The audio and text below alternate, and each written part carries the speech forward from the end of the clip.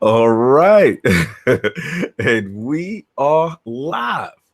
Welcome to the Iron Lords Podcast and the Lords of Gaming.net, episode number 118. And it's another glorious Sunday, and we're back at the round table on the Lord's Day. And today we've got some Gears 5 tech impressions, Marvel Ultimate Alliance 3 impressions. Spider-Man is the GOAT superhero game. Boom! And a new Switch upgrade to discuss. So we're going to get right into it. So let's introduce the the Two Horsemen of game. The original team, the OGs of this. You know what I'm saying? Heckle and Jekyll in this. You already know. Starsky and Hutch.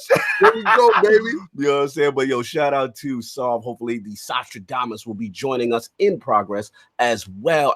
Actually, unfortunately, Lord Attic, you know what I'm saying? He's going through something right now. So send some love to Lord Attic. He's not doing too well physically. You know what I'm saying? We wish him okay. So definitely hit him up. Make sure, check on him. He's all right. But again, we got the Two Horsemen, the original OGs in this piece. You already know the Incredible Hulk of this, aka the Excess Gamer. Ooh. The Lord of Combat Sports, King of the Statues, who demands nothing less than that premium experience. It is the leader of the Fraud Alert movement. Ooh. Beloved Lord King, how you doing, sir? I'm doing incredible. Yo. Yes, sir. I'm gonna tell you right now, I have never been so happy to be so wrong about a fight. Shout out to the fighting senator out of the Philippines. Now he's the senator now. Senator. You know how you got to do. Remember when Holyfield became the Holy Warrior? I get when Iron Mike Tyson became Mighty Mike Tyson. Yeah. I get kind of leery when these guys take on the second-hand name. That means late in the career, trying to reinvent themselves. But you know what I saw yesterday, and people are yelling out the fountain of youth. As I analyzed the fight while the fight was going on, Manny did exactly what I thought Manny would do. What Keith didn't understand was the way Manny closes distance, he closes distance with his legs. If you see Manny's calf muscles, Manny's calf muscles are incredible. Yeah, his lower half he's always had that. He's always had that. So when he in the first round, when he caught Keith unaware, Keith's feet was tripped up. And when he caught him, it was a solid shot. But when you off your square, you're gonna go down. And he caught him, and he looked like, oh, okay. He's like, all right, okay, old dude got game. All right, first time he was on his butt. And what I respect about Keith, right after that moment, Keith decided, okay, I'm gonna start to get to work, because I thought in the first round, I thought Keith was winning the first round until that happened. And then, Manny put 2 in the pocket for, 10-8 round. He put 2 in the pocket. And then he started doubting himself in the second round. But he wasn't willing to mix up. He wasn't. No. That whole night, Keith was willing to engage. And he was throwing punches like I thought he would do. I thought he would throw the shots. I thought he would mix it up. But he just thought Manny would stop throwing punches at some point in time. Manny don't give a damn how you feel about it. He was in. I felt so good for Manny when he got into the zone, because it was like the 3rd or 4th round. At the ending of the round, Keith threw 4 shots. Manny dipped, slipped, slid, threw 2 shots, and did an alley shuffle with his feet. That's when I knew he was in the zone. He was locked in. That's what's up. Right. So now after this, the talk I'm hearing is like, no Earl Spence. Don't even play that game. Don't even play that. I was just about to say, it's about man Errol. Is it going down? No. Okay. First of all, once Earl destroys Porter in September, that's gonna be a destruction on a level that people don't understand. Porter's gonna come in to get that smoke. He's gonna fight. Porter's gonna fight. But what happens is, over a period of time, Spence breaks you down. He's just he's a chopper. He's like a tree chopper. He's gonna stay there and crunch you. Everybody's like, oh, but when he fought Mikey Garcia, he went 12 rounds. If you listen, and I told y'all ahead of time, I listened to your combat talk on that one. I listened because you basically said he's letting the boy live. He's letting the boy. he was allowing him to breathe, and every time he's a sadist. because he really wanted to punish him because he really didn't like Mikey. And it's been said afterwards he really couldn't stand him and he wanted to take him down a notch. Porter, he respects Porter, so he's gonna get Porter up out of there. He's gonna beat Porter to the body bad. Oh, we got some new challenges have entered the realm. What's up, Lords? What's going on? This feel like, I don't know, man. Is this a Brap invasion? What's happening here? This is a Brap invasion. It looks like ILP versus Brap. This is a Brap. What's going on, fellas? What's going on? It's got smooth Slomo. Hey, have you guys listened to Slomo's channel yet? Yes, sir. I'm so happy. I'm so happy he's doing it. I love his end. He's like, hey, what's up? It was like he remind me of Saul. Like it's like, you know, say what's going on. Yo, let me tell y'all. I want people y'all to too know, much, man. I actively watch people. I may not comment. I get my likes in. I may not comment down there like some weirdo. I'm just like a weird voyeur. Like I come in, I just look, and I'm like, wow, yeah, for real. I'm on that topic just like that. I appreciate y'all, man. I appreciate anyone just watching the channel, you know, watching the videos. It's all good. You know, like I like to make stuff about what I really enjoy. It ain't gonna be about like all the other, you know, Xbox, Sony, and I'm like, no, I just talk about games I like, and that's about it for real. But I love all the support, man. I appreciate you guys. Yo, it's long overdue, brother. We always like your takes, you know what I'm saying, and just you've been passionate. So I felt the transition was happening for you. It was only a matter of time, you know what I'm saying? So right. Salute, and we got Lord Brap in the bill. What's going on, Brap? Limited time, but we got you. What's up, man? Yes, sir. Your timing is impeccable, man. I just actually wrapped up a rant. I know. I was listening.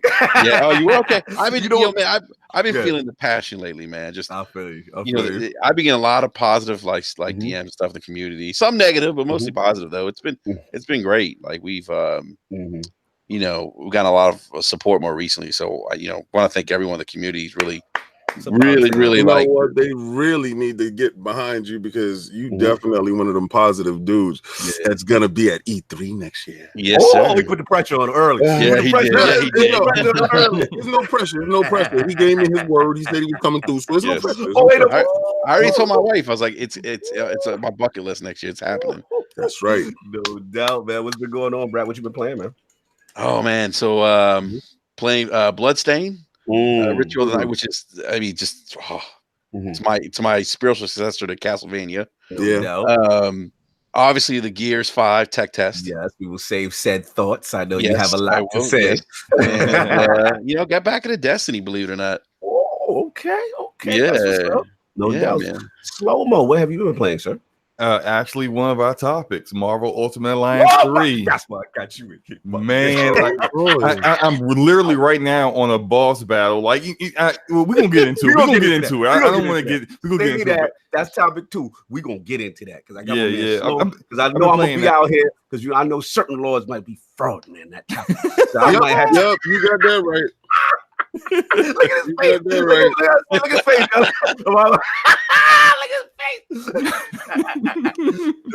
But yeah, I've been playing Ultimate Alliance 3. Still been playing Borderlands 2, and trying to get through the DLC with all 6 of my Vault Hunters. I actually did a little bit of Destiny yesterday. Shout out to the Ash and Luca who helped me with some real basic stuff that I think most Destiny heads would be like, you didn't know to do that. I'm like, no, I didn't. No, I'm lost. Like the whole opulence of the chalice of opulence. Yeah. I'm like, what am I doing here? In your defense, and I had shout out to Kai Batu. We were doing that. What's up, boss? Moves in the chat. Oh, Salty the chat, Stu, Jersey. What's going on, y'all? It's good to see y'all. Shout out because I gotta cut you some slack because Kai and me was playing, and we were like, yo, they don't do a good job of telling you what to do in the new activity. Not at all, man. I was like, yo, what am I doing? Like, what are these rules? There's no real explanation. Like, sometimes they assume you've been rocking, and they forget sometimes people just jump in right during this expansion, right? Right during that. So if you jump in new, you know how many people hit me up? Like, shout out to Eric Jackson, another Brett. He hit me up. A couple people's like, yo, I just started playing Destiny again. Are you talking about the Minaj? Yeah. So they like, what's going on? And I'm like, oh, all right, let me break it down with the those are little raid jump offs for people that can't sit down and do a whole raid. Yeah, and absolutely. I like what they did with it. The only problem, like you said, they don't tell you this, that, and the third. But have you maxed out your cup yet? Your opulence cup? Nah, man, I just got started. I don't even know what you guys are talking about. I've been playing. See, I'm lost. I don't know. You fraud. I was about to say you fraud. I'm not even gonna give you the fraud alert because of the simple fact that he know I'm running Destiny 24/7 a day. So he know, like, if he see me on Yo King, I need help with this, that, and the third. Got my bad juju. Almost he fraud. He actively fraud. Hold on. Yeah, the takeover is halfway done. We got 3 to do here. Where my pistol? Where my pistol? He said, "Where my pistol?" Is that the legendary Lord BMuny in the building? What's going on, baby? Oh, we gotta get it. There you go. He said, "What's happening? What's happening, bro? Oh man, we got Brad, my boy from TikTok. Oh, this is great. This is great. Hey, BMuny. Hey, BMuny. What's going on? You going to E3 with us next year? Oh, I'm there, baby. Big old time. All right, that's what I'm talking we about. forming Devastator right now. We forming Devastator. Yeah. I like that. What happens when too many people jump in the We room? got money. We got bro. We got good. They pulled up, man. So salute. But let's just talk to B. I ain't talked to B and Solo B. What is going on, man? What you been playing, bro? I was actually playing that Marvel Ultimate Alliance 3. That Ultimate Alliance top. Oh boy, We need to squad up. Everyone's playing this game. I'm still Who's playing everyone? solo, man. We gotta squad up, yo. We need to get this squad going. Who's everyone? Everyone but King. Everyone but King. You know what? That's a fact because I didn't get my Negro bucks yet. So my God. You waiting the tax time? That's what you doing? No, I'm not even talking about the those are super buyback Negro bucks. I'm not worried about my super buyback Negro bucks. I'm worried about my Microsoft money every month. So you know what, I'm gonna do it. Then I'm gonna go get it. Then I'm gonna join y'all because I'm seeing y'all having too much. You are fraud, and you are the ultimate Marvel MCU fanboy. This is for you and the kid. Okay, you know what my problem is? This Game Pass. I'm not even gonna sit here and lie to you, brothers. I'm gonna tell you right now. This Game Pass, I said to myself, I'm gonna go through the list on Game Pass and I'm gonna try one new game a week. So the fact that I'm playing Destiny, Battle Chasers, now it's some new mage game. Plus, I'm playing the final station, right? So, but it's this new mage game that just came out, and it's this little 16-bit throwback era that I'm stuck on right now that I'm starting to love again, and it feels good because they got to actually write those slow down games are looking really good. Music is there, and also I play Blazing Chrome. I'm on. Let's go. We know about that. We know about we know because we did the interview with them. We got the exclusive on that. And I'm not gonna lie. It's too much for me to play to buy something right now. Like you can't justify it with your backlog. Can't do that. No doubt. Lord Soft. The Sostradamus has rolled in the King of the Single Player Experience. What is going on, sir? Chilling, man. Chilling. Everything is good, man. Before I start out and talk about what I'm playing, I need to give a big shout out to Papa Solve. What's going on? After 50 plus years as part of the workforce, Friday he bid adieu. Finally, that's what's up. Salute, baby. That's what's up. Retirement on the horizon. The time when I did it's a wrap. Feet up. Yeah. That's all he's about right now. That's right. So I just came back running for helping my sister like move some stuff around. She's they're painting the house or whatever. So I was just like, sit down. He was over there and he was like, what do you need me to do? I'm just sit and chill. Sit and chill, bro. Sit and chill. Salute to Papa Sal. I remember with a part-time job back in the day. Oh yeah, that's right. You always show love, man. Salute. I love him for the Babaloo. Let me tell y'all, Brad. Let me tell Brad Podcast real quick.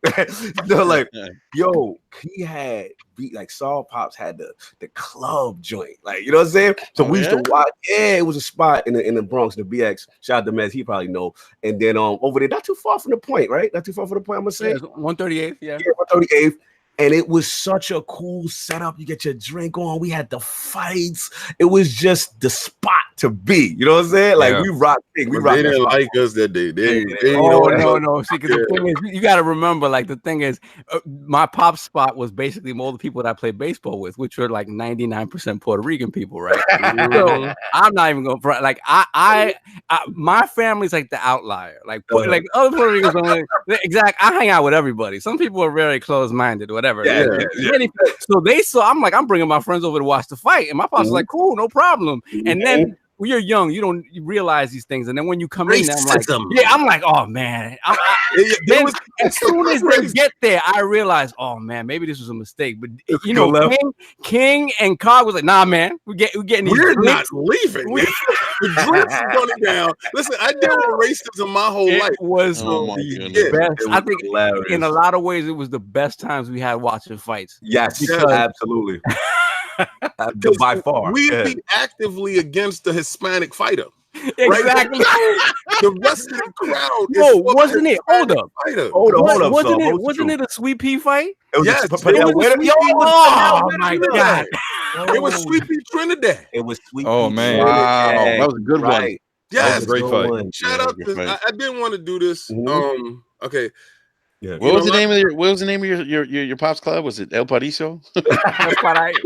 It was called La Casa Yaucana. But they called it the Babalu. The Ricky Ricardo Babalu. Chocolitos, because when the chocolate faces came in, it was stop it. Oh my goodness. We just love Sweet Pea. Let me just really say something real quick about Sweet Pea passing. Give him rest in peace. When I was an amateur and I was fighting, it would be me, him, and Iran Barkley chilling, right? And Sweet Pea was a pro, and anytime we went to Virginia or whatever, Iran would, that's the spot. We go over there. He had a basketball court in his house. It was the craziest thing I've ever seen in my life. And all he did was impart knowledge and was the most chill dude, and a funny prankster type dude, comedian, very nice man. And for him to pass by a car accident, it sucks so bad that we actually lost a very great human being, if not one of the greatest boxers who've ever walked. Pure boxers. Absolutely. You said it best when we were talking, because you were like, he was Floyd without power before Floyd. Like he was such a defensive wizard. And pure boxer, you know what I'm saying? And the thing about, I remember to get low, the Dipsy dude. You would try to hit him, and he just. He made Oscar look like an amateur. Like he made Oscar look bad. We all felt he won that fight. Didn't we watch that? Yeah, well, a lot of fights he got jobbed. Because nobody liked that style until Floyd. Pretty boy Floyd. Yeah, pretty boy Floyd. People don't really like Money Floyd, no doubt. But Pretty, when he first came out, he had the defensive skill, but he had more pop. That's when his hands was good. You know what I'm saying? But man, boy. Luca, the realm is pulled up. What's going on, Lady Luca in the building? What's going on? Skunkcast in here. Skunkcast in the building. Chilling. What's going on? What's up, boys? What's up, Luca? Absolutely appreciate y'all pulling up for us. This is Love Addict. Please send some love to Addict though, because he's definitely not doing too well right now. You know what I mean? So not feeling well. Hopefully not pneumonia, but we praying for the boy. That sucks. You know, maybe he was my man just got over pneumonia too, man. I think Slomo definitely cursed him because I just got over it. Now I feel bad about the beating I put on him on Skunkcast. Yeah. I mean, now I feel terrible. Constituted as a beating, it was more like you got beat, but how? Luca, you keep trying to perpetuate an L that did not happen. Lucas got receipts. Don't do it, Slomo. She got the Rolodex on deck. Receipts, man. I don't know. The paper. Oh wow, that's great. What you been playing, Luke? Everything good? Oh, right now she's getting everything's out.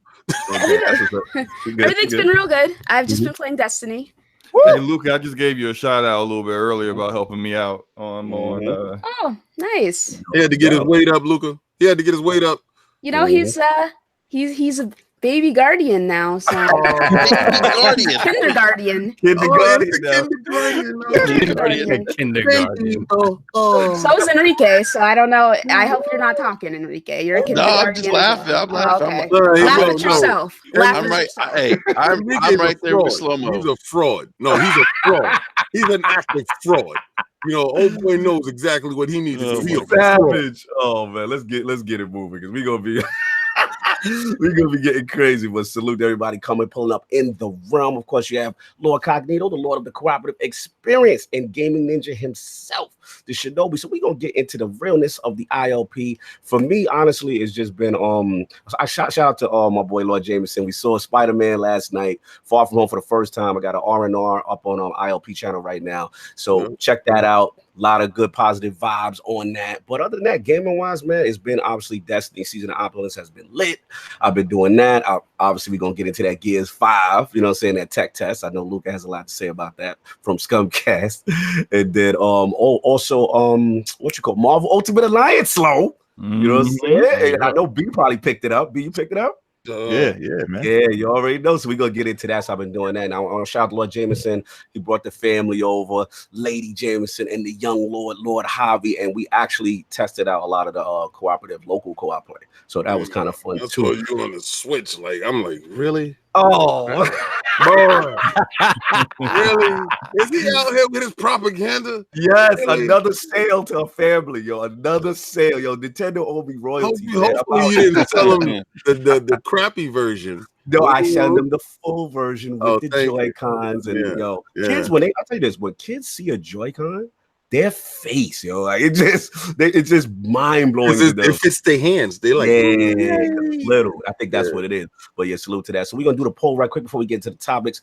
In last week's poll, results are in, and the people have spoken to the question in regards to the Gears 5 controversy involving the removal of smoking as a narrative device. How do you feel about the decision moving forward with the Gears franchise? The winner at 64% of the latest ILP three-way poll is the no, non-issue. Smoking doesn't affect Gears 5 gameplay in any way group. Coming in at second at only 25% was the not feeling it. Sets a dangerous precedent and interferes with dev artistic expression group. And in last place with only 11% of the vote was the Petty Lords. I don't care. Gears about to get smoked this holiday without any campaign footage. Was that you on the 11% rap? I think that was you with the 11%. May or may not have been me. I think. Okay, so what do you think, so? Well, no, I'm just about to pay the bills because Dizzy, you know, his weekly bill pay. Here we go. So you see my face, right?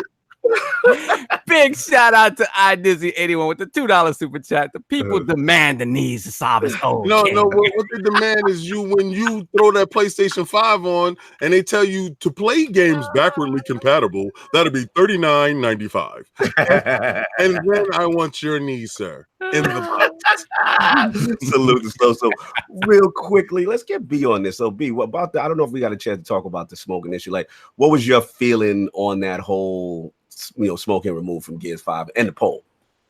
I mean, it's not really a big deal to me. I didn't think there was anything that really needed to speak on. I think, once it became public, it became just a bigger issue and a talking piece, you know what I mean, for gamers and consumers. But, once Rod got out there and started speaking on it, bringing his dad into it and kind of personalizing it, it made it a bigger issue than it had to be. I think if they could have just, made mention of it and kind of moved on and just removed it, in the game, nobody would have noticed it anyway, because it was not ever a big thing. It's not like, Snake from Metal Gear Solid or even, Kojima with the Matt Mickelson thing, how he said he was going to add smoking just because he saw him, smoking off screen and stuff like that. So it was never anything like that. And there was no characters that you could even, recall, point out to and say like, hey, that character was a smoker or whatever. So I don't even know why they brought it up in the first place. If they had never mentioned it, no one would have noticed and it would have been perfectly fine. They created all this drama and controversy over nothing. Sometimes it really is better to just shut up. Shut up. And Rod didn't make it better with, I too was, against smoking from the jump. And my father, he, condolences, obviously. But it's just kind of like, why are you bringing up your dad? This is a video game and smoking's not even prominent in Gears. Relax. Exactly. Well, I wanted them to do the finisher when they smoke the cigarette and burn out both their eyes and they stomp their head off and they chop them in the side. But I'm mad that they didn't get the whole smoking of the cigarettes back. Shout out to getting smoking back in video games. Oh my Lord, you are. It's just so stupid. It's a stupid topic. No doubt. So we gonna get it. We got a lot to discuss. So first of all, Doc, is actually Lord Addict's topic. We're gonna talk about this Gears 5 tech impressions test. Obviously, we know it dropped this week, and there was some, I'm gonna say controversy, but I know there was some issues. Some people had issues getting in, but want to talk for the people who actually played it and got a chance to get in. Let's start with Lord Brap first. I know you're limited time as well. Yes. Brap. So, one, did you get a chance to play? Because I saw you on my feed saying I'm camping on my footage. I saw that. Somebody got mad at me for saying that. No. I know you. Me and you. I know how you joke. No, but someone got mad at me. Somebody got real mad at you. Someone's like, "Oh, you're one of those guys. Why don't you change your tactics?" And I'm like, "Yo, change your tactics up." I'm like, "Yo, I was just joking. Like, I'm not mad at you. I was actually taking notes. I'm like, I gotta try that cognito. Like, hug the corner, turn around." Yeah, man, you gotta be smart in that. But yeah, so like I said, I know you've had a lot of conversations offline in Gears 5 in general. But now that the tech test is out, I'm assuming you got a chance to play. Just what's your overall impression so far? I thought the game runs very well. I mean, it's impressive. I mean, that's 60 frames a second. Nice. I mean, I'm not gonna lie. It looks good. It looks good. I mean, I was really surprised. I mean, because I heard tech tests, I was figuring there's probably going to be maybe some issues with connecting to servers, maybe some frame rate issues. But once you got in, I mean, it was smooth. I was surprised. Yeah. It was silky smooth. You still got to be nice for the shoddy, though. Yeah. You playing competitive multiplayer, you still got to be nice to the shoddy. The arcade was a nice welcome addition. I like that. I felt like that's a nice segue for people or entry point for people who maybe haven't played a lot of the multiplayer or maybe might feel intimidated by it a little bit. Because Gears, let me tell you something, Gears, and I go back Gears 1 playing multiplayer with Xbox Live Clan, Rogue Nation. That's the name. And let me tell you something, man. A lot of those guys, man, I used to play, people used to get mad. If you sucked, they would let you know. It was bad. It was super competitive. It was super competitive. And we had to deal with lag issues, and so you had to make sure your timing was right because you had to account for lag, and you had to account for all these. The host advantage was serious. That host advantage on Gears was serious. Yo, let me just get into it right quick. Shout out to Gears for putting up the ping test and exposing your connection. I was throwing you straight under the bus. Whoever's the worst ping will be exposed in the Gears 5 lobby. Salute to them. I saw people with over 100. I'm at 27. I'm like, I gotta get out of this lobby. This is not good. Dude, over 100. This is not gonna work. Try 1611. No way. I was like, where's this guy playing from Alaska? Are you playing from Antarctica? Where are you? Siberia, man. I gotta bring it to you, because I know you're a network dude. So it's tell me when you see them pings though, where was you at with it, bro? Okay, look, I'm not gonna get into details in what I do, but when I work in networking and some of our networks, when we have connectivity issues, they are happening in certain countries, and I'm not going to shout any countries out that your internet is in the 1980s. But wow, the ping, just to do a ping test, and you see it up in the 600, 700, 800s, you just yeah, okay, all right, I know why I'm getting packet loss here. I see somebody's ping over 1,000, and I'm like, nah, bro, you can't play with me. I was out. Can't play with my team. I was out. I was out, man. I was like, I gotta go. I can't play like this. This is not gonna end well for my team. It's not gonna be good. But yeah, but no, it was a really good experience. I think the multiplayer is gonna be solid. I don't think there's any question about that. The game I think it looks better than Gears 4. I wouldn't say it's a generational leap, but it's definitely, I think, a little more polished in terms of its visuals. And yeah, man, it's the multiplayer is solid. Everything there is rock solid. I don't have anything to complain about other than it left me wanting. You have nothing to complain about. Shocking. Right? Like Luca? No, I really don't. The only Lucas shocked. That's funny. No, the only thing is it left me wanting campaign. Okay. I want to see what the campaign's going to be now. Like I was like, and I went back. I downloaded the Gears Ultimate Edition and Gears 4 because I want to go back and play those campaigns. And it left me think. And I said this to you at the end. I was like, why haven't they shown us campaign? Like I really want to see it. Really want to see it. Fair enough. Let's get Lady Luca in the realm. How's your feeling to get a chance to touch that tech test? No, I absolutely did not. I was like, nah, I'm good. I'll pass on it. Thank you. Wow, talk to me. What happened? I'm not interested in playing it. And from what I've heard from people, I mean, it looks just like Gears. Plus, a lot of people weren't even able to get in the beginning. So. Yeah, Friday was a mess. Yeah, so I mean, like Enrique, you said it looks like Gears, just a little bit better. Yeah, just a little bit more. But Gears 4, I mean, like it looks a little bit better than Gears 4. I think the HDR. Kind of like what I've been saying for weeks now, that people bitching and complaining. Oh, apologies. That's okay. Cursing. People complaining about not seeing the campaign because apparently it's supposed to be completely and drastically different from Gears 4, allegedly. I'm pretty sure what you saw in the multiplayer is how it controls is what's it's going to be for the campaign. Okay. We have an idea of what the campaign is. So the whole, why haven't we seen the campaign? There must be something wrong with the campaign. They're hiding something from Hey, that's me. They're doing something terrible with the campaign. Why haven't they shown us?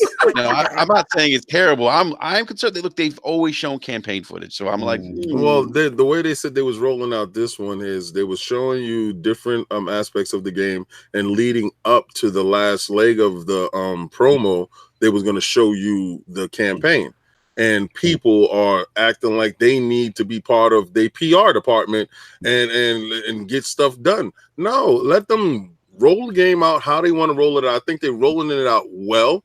They're going to show you part of the campaign right before the game is about to launch, and everybody's going to be all happy with it. We was at E3, and we know. All admitted that we felt it should have been. Oh no, I'm with you. I'm not part of their marketing team. Oh, so at no point in time can I sit here and say what I would do. I don't work for them. So there's absolutely no way I was doing their little tech demo crap because I don't believe in free labor. So the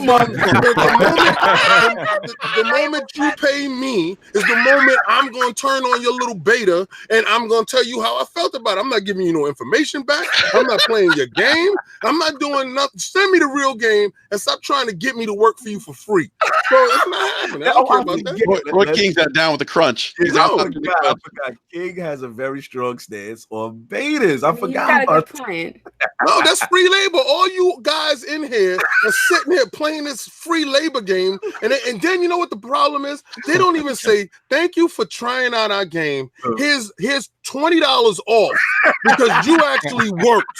Here's $20 off on the game. No, they give it to you for $1. No, they're not giving you nothing for $1. They're looking you in your eyes and they're telling you, thank you, have a nice day. You had the privilege of playing our game. As gamers, we should get paid for doing stress tests and betas. You better. There's a whole marketing team that is based around. Like, you better.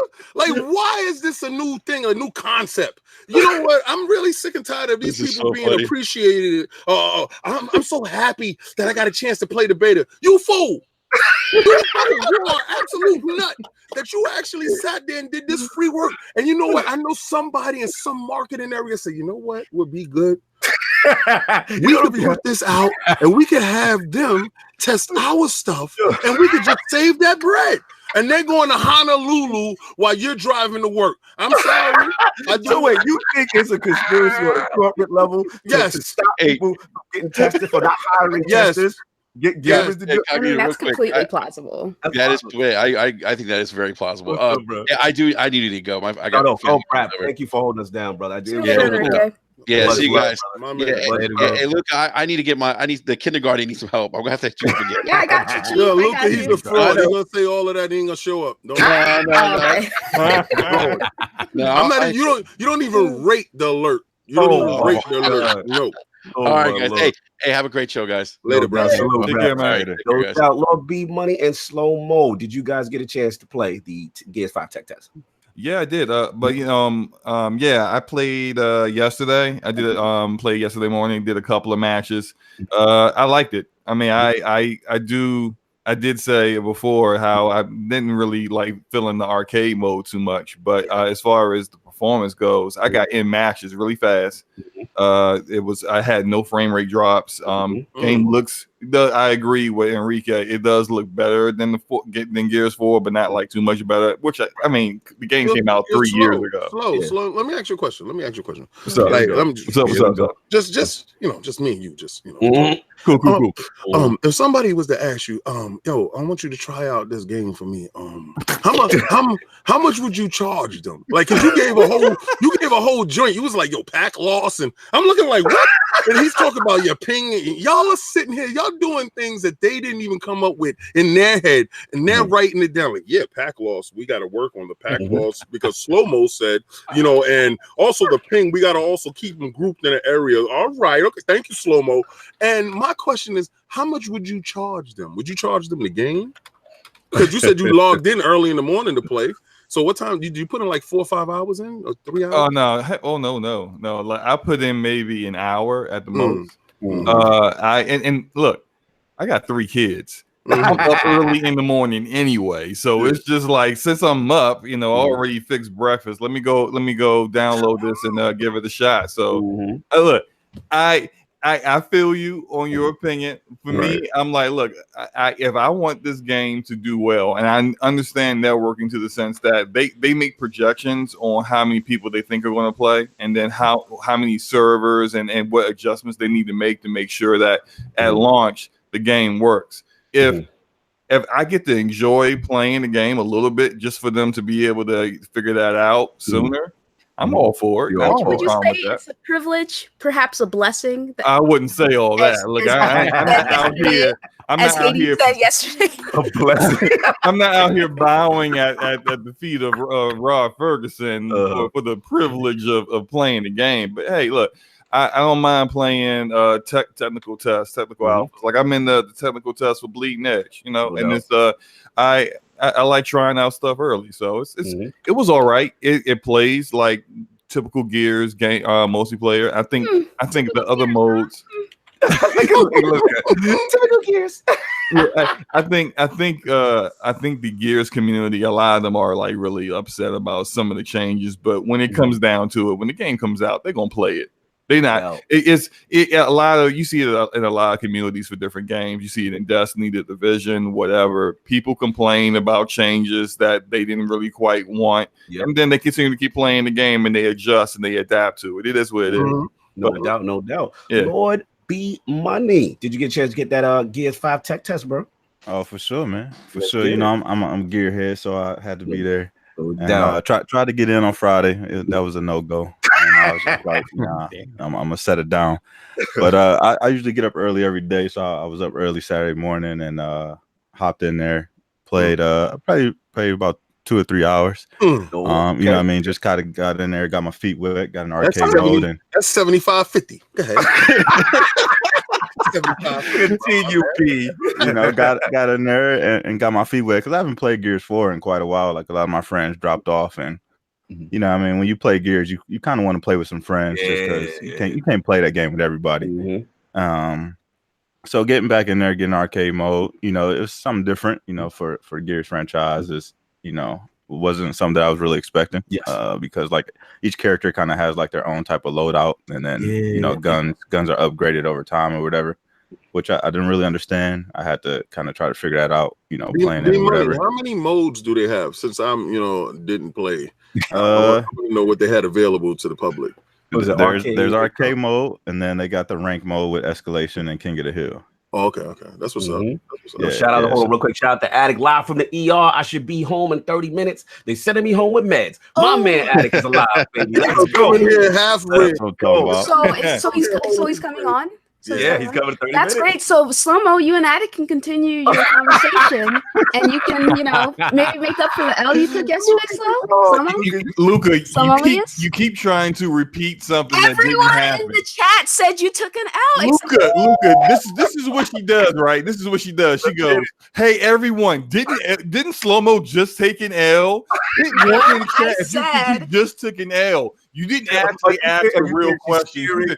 I said, who won out of this argument? I said, if you won thought out of this Slomo argument took an L, is how you actually ask the question. Okay, wait. You want so people? did you want everyone? I don't care if you're not done talking. I don't care. I don't care. I do not care. I do not care. Luca. I do not care. What was the question? What was the battle about? Okay, so Slomomius, right? So we're talking about this Gears tech test yesterday, and everyone on my panel seemed pretty negative and down on it, including Slomo. Interesting how he changed his tune, but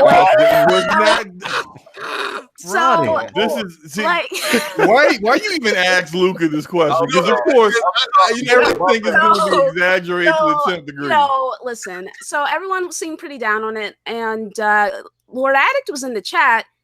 You guys are all wrong, like just crying about something or another. And I was like, I should get Addict in here because that would be entertaining for me. So, I sent Lord Addict a link, and him and Slomo started going back and forth. And Slomo's like, well, you said this to me. And Addict's like, so how do you know I was talking to you? Did I say your name? Did I say your name, though? And Slomo's like, well, I mean, well, you're talking That's to me. That's not what I said. Here we go. To me now. So I'm like, oh, okay. So Slomo definitely took an L for assuming he was getting jumped. The assumption that he was getting jumped. He asked me. He said, "How do you know I was talking to you?" And I said, "Because what you were replying to is what I was saying." That's not what. But he said he wasn't talking.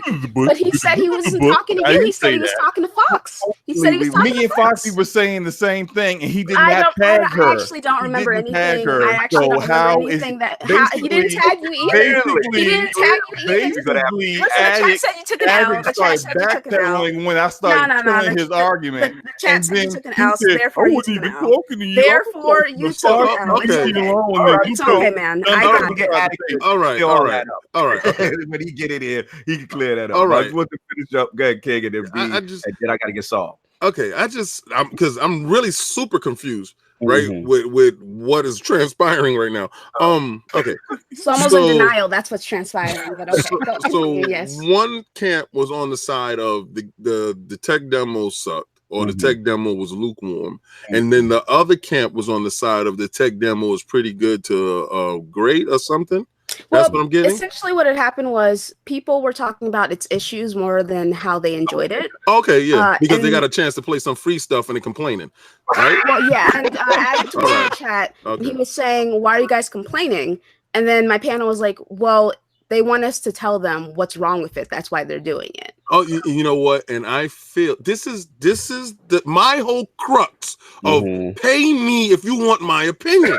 My whole crux is don't give me no free stuff and then tell me how it tastes. Because I'm not gonna tell you how it tastes. It's free. If I pay for it, then fine. If you gave me some money and you want my opinion, then that's something totally different. Now you put it out there for the free, and you think I'm supposed to be all happy and all, yay, they know you guys love Gears. You got guys out there with tattoos on their butts. They got stuff. You know, I saw it all. I swear, we saw the videos, we saw the behind the scenes, and I love the fact of how feverish these guys are. But they're taking advantage of your fandom and your love for this game. I gotta shoot a shot. Go for it, man. Here's the question. Now, I feel where you're going in reference to the whole free labor thing. I do understand your point. My question is, though, aren't we the same gamers that when a game come out and is broken at launch, we be like, yo, how y'all ain't do no tech test? How y'all ain't test this before? Come on, so we can't have it both. So get the marketing team together, right? And start allocating these bucks to do this situation. Now, this is the only way I say you fix this for me, right? I play your game. If I play at a certain point, the in-game currency to get a skin or to get a this or to get a that, send me a package of 500 whatchamacallit credits.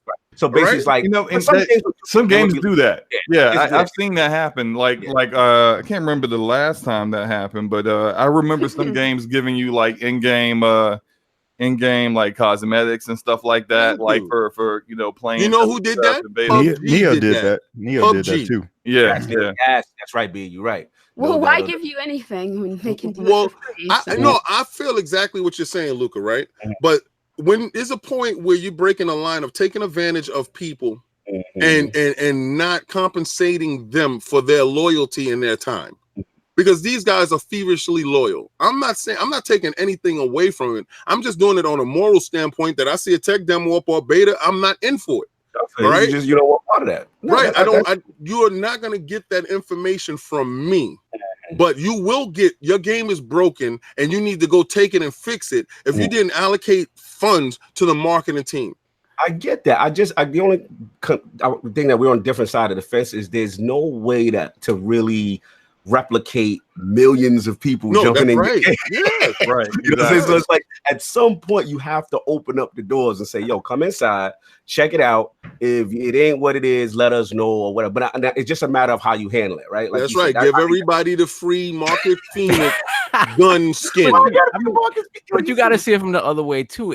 For somebody who's on the fence, if you get a chance to try it and it's not for you, then you didn't spend the money on it. Yep. As opposed to somebody day one goes and buys it's all excited and it's broken and it Game Pass. Yeah, I mean that's what I after the Anthem demo beta disaster, I was like, ooh, I don't know about this one. Right? How many people went left after that? Was like, nah, I was left from the beginning. Been on that type of time from the jump. Let's continue because you jumped in. No, I mean for me, the only thing I care about when it comes to Gears is single player experience and Horde. I like Horde. Everything else in the bush. You play with others now? Okay.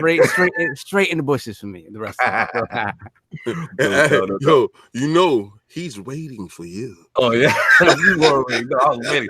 Let me jump in, man. But listen, shout out to everybody on the panel. I agree with everybody around the table.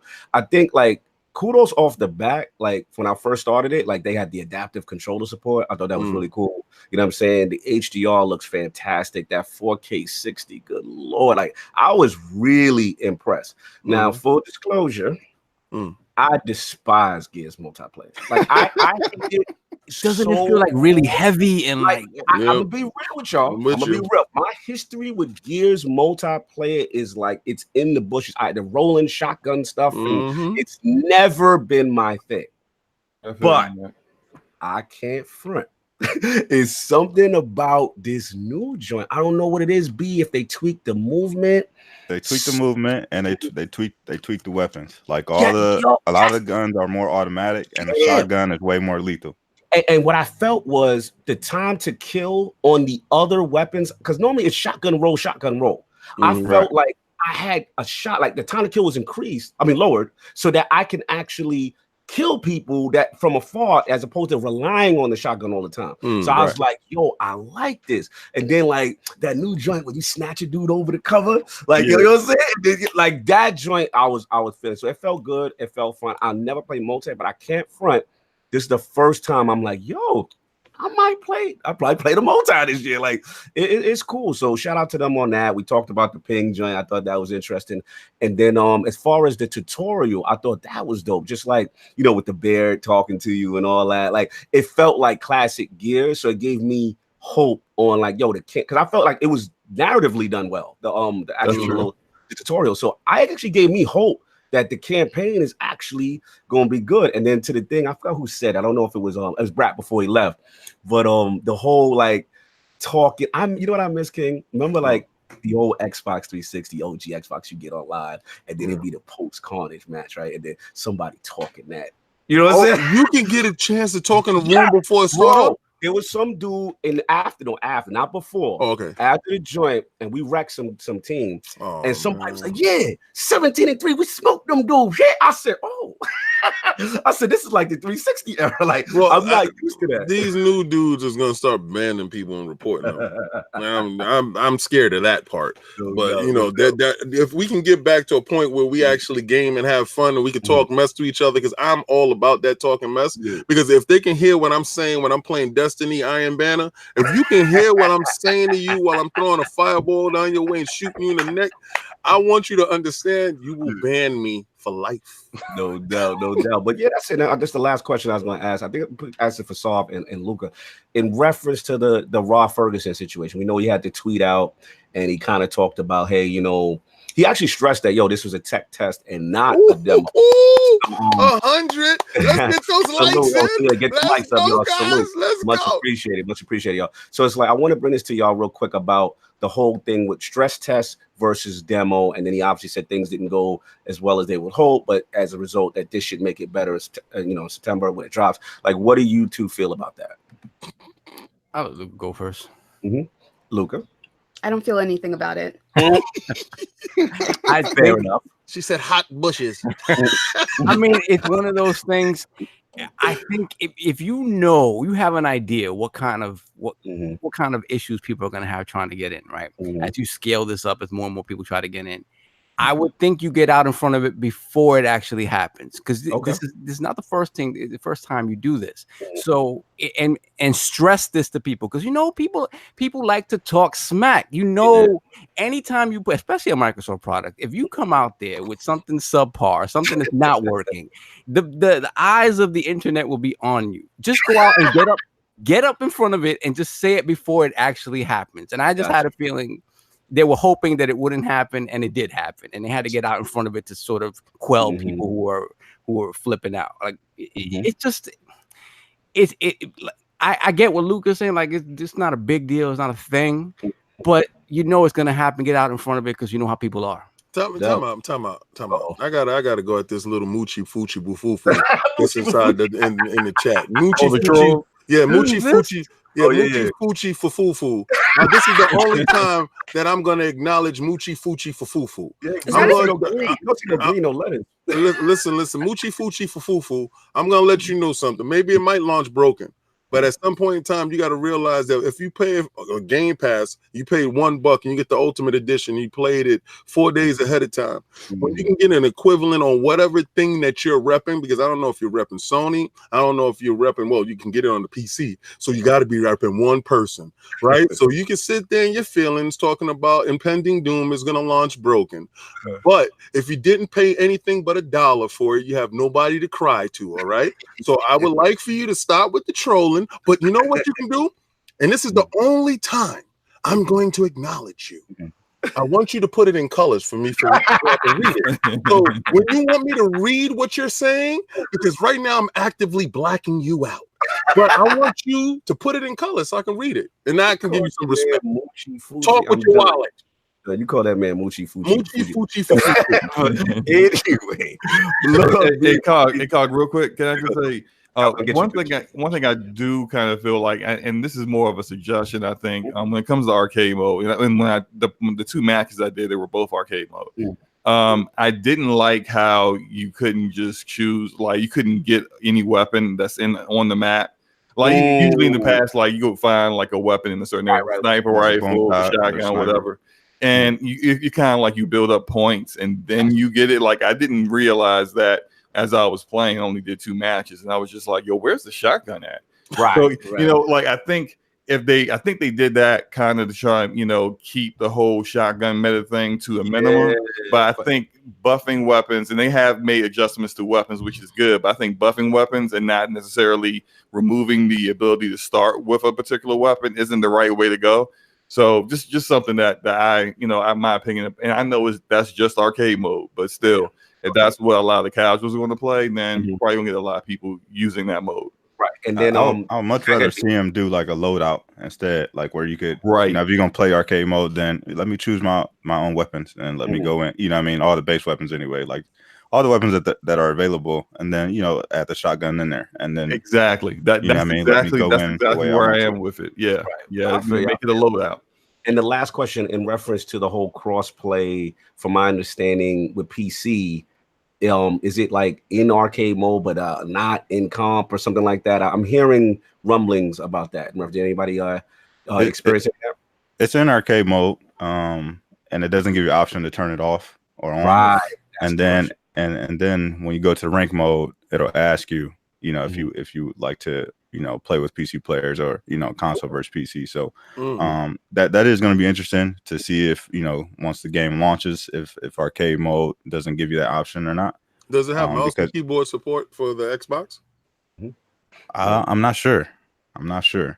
Mhm. But Yeah. I would assume that it probably will, once it launches, since that is a feature. Yeah, it's interesting to see how they're gonna handle that. Yeah, I think that's a huge advantage. No doubt. But that's all I got. Listen, I got anything else for Gears 5? But we're gonna get into this other game exclusive that dropped on the Switch recently. That Marvel Ultimate Alliance 3, as I can hear the collective groans from Lord King. It's just All right, well, y'all have fun with your Switch. See, like I'm good. No doubt. It dropped today. So for those who got a chance to play, let's just start with that.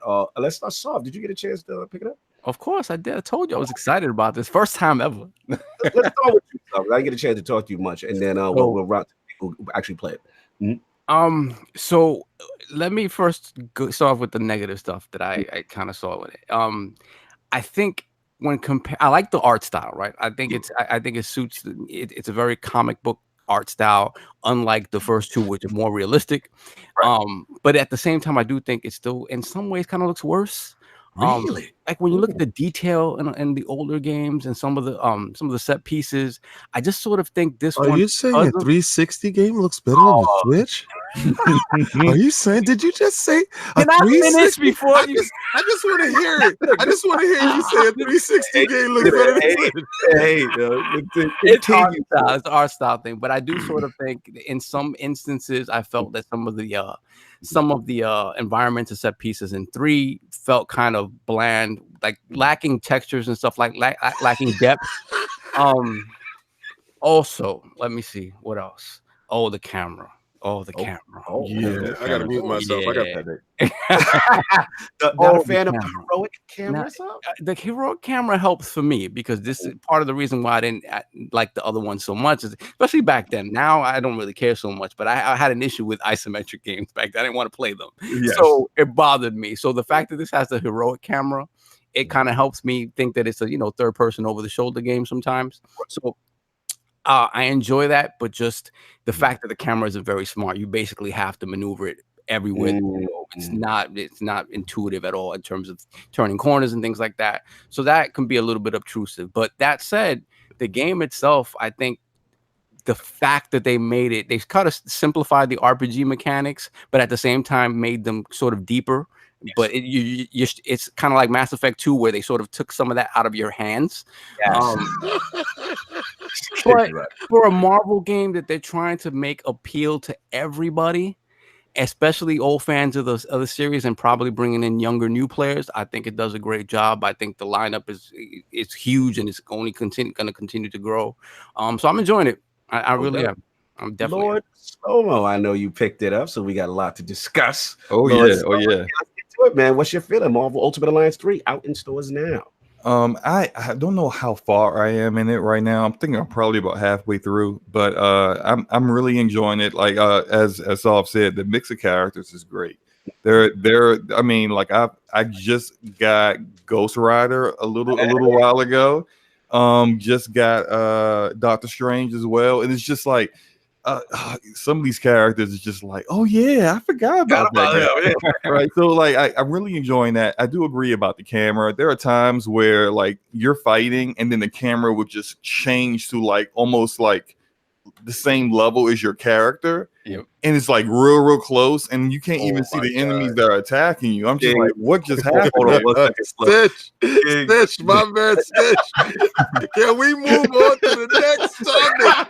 Shout out to Stitch for being super petty during Switch topics. Yo, Stitch. I think you might be on to something. Yes, Stitch. Let me tell you how I thought about it. Right? Stitch. Like when they was talking about it, I was like, yeah, could we move on to it too? But then I was listening, and as I listened more, I hear the train wreck of a game this is, and I am so explicit right now. I got my man B up on get the comedy relief on. We're gonna stop this plan. We're gonna stop. No. Look. Let me finish here. The game is fun to play. The powers are great. the combos that you can do. They have like mini combos where like two characters where their abilities really work together, like say Captain America and his shield and Iron Man with his beams. You can combine those to do combo hits as well as their supers. Like being able to like when you get all your supers ready and then just hitting both left and right bumper, and then you just see everyone just start chain reaction, destroying everything on the screen. How's the frame rate when that happens? Hey, when that happens, I just want to know what's up with that frame rate. On dark mode, my frame rate don't drop.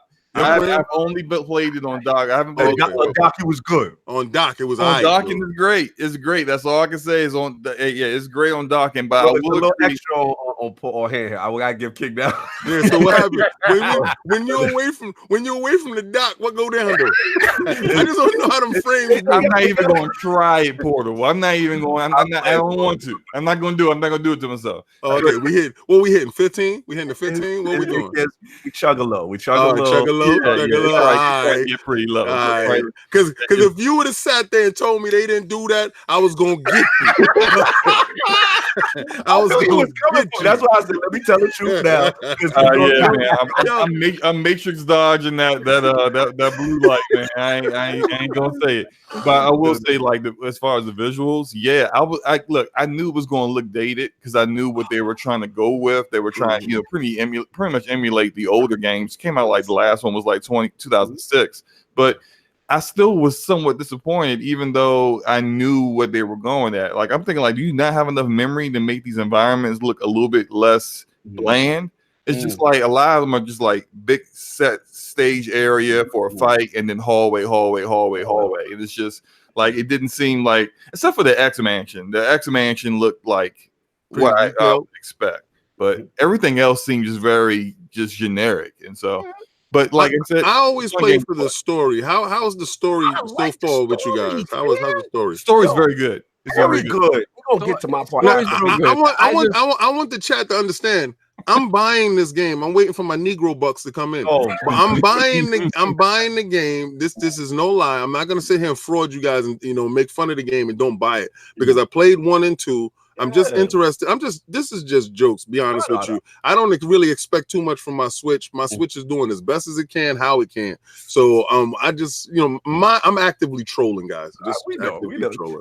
So overall, Sav, I hear you talking to. Yeah, I like the story, but I was a little disappointed that it was kind of, another take on the Infinity story. Like with I gotta come at Sav. He getting me mad. Mad disrespectful. Man. You already on my team. I'm being objective. I gotta pay the bills. So no Switch Mini? Come on. Yo, you know something, Stitch? You on to something. Let me tell you why you on to something. Let me tell you something why you on to something. In our topics, you see it at the end, it says new updated Switch. I'm going to address exactly what you're talking about, my man. You are on fire, my man. You are on fire. Shout out to this for being petty. I gotta come back Sav, man. So we are supposed to be team. We're supposed to be Switch gang, and you out here actively slandering my heart right now. You know what I always finish up with I like the game. Oh nah. This don't sound like you like the game. It don't sound. B, come on, B. You up next, B. I need to hear some positive reinforcement. Oh man, I'm really enjoying the game. You know what I mean? Especially B. I threw it in there Friday night. Once Gears wasn't working, and what game wasn't working? You had to go. Gears was not working. They weren't letting me in. They had the doors closed. Yo, time out. 1 second, BMuny. I don't because he just actively went at something. I just want to ask you a question. It has local co-op or it has online co-op? We have both, baby. There's both. Yes. Both. Okay, we can get 4 people in there or just 2 people. It's 4. It's 4 people. Yeah, sir. How's the lag going? It was not? No lag. Oh, okay, that's great. Okay, because I was actively going. Okay, I got to put a fraud on myself because I was looking for holes. Baby. I'm so sorry. Sorry, BMuny. Go ahead, baby. Go ahead, go get that. But I'm having a great time with the game. You know what I mean? Like the guy said, there's some few complaints there. I think visually it could have looked better. You know what I mean? I think the cinematics and some of the stuff that they have look great. But then when you look at the game, it's like, you know what I mean? It's not as sharp as you would like it to be. You know what I mean? It's definitely got, Yeah, it's definitely got like some little jags and stuff that you notice, you know, man, just looking throughout the environment and stuff like that. So I definitely wish it could have looked better, and the camera angle definitely can become a headache over time. You know what I mean? You get in some of these big fight scenes and the camera's like right on your neck. You know what I mean? You can't see nothing that's going on. So it go to first person mode on you out of nowhere. yeah, like what the hell is going on? You know what I mean? But other than that, I'm having a great time with it, man. It's good to see like all these characters, you know, in a game like this, and for Nintendo to go out there and throw some money at it, you know what I mean? You gotta salute them. Gotta salute them. Shout out to Lord Lemon, 108 Dragon being paid. Can you chat in the game though? Block brother, what's going on, brother? Shout out to Block brother in there being petty. You know what I'm saying? But yo, real quick, I know I'm the last one that played it. I know Luca is quiet on this. She's muted her mic for this whole subject. But yeah, like I'm loving it, man. Maybe it is I'm biased, so you know what I'm saying? But it's just like Marvel Ultimate Alliance 1 was one of my favorite games. 2 was okay, but 1 had the bigger roster and I felt the better story. This joint, yo, King, it's like a comic book story. Like coming to life. And then what I like about it is so much cinematics. I didn't think there would be so much cinematics. And they got the little, you know what I'm saying, like feel of let's watching a comic book, you know what I'm saying? And then like the cell shaded joint. I love it. I graphically question, because the last Marvel Capcom game, fighting game that came out, is it the art direction just like that? Because when I was looking at the videos of it, it looked like it was in the vein of that cartoony musculature on the characters. It wasn't too much detail in it, but it was enough that you get across like the costumes and stuff like that.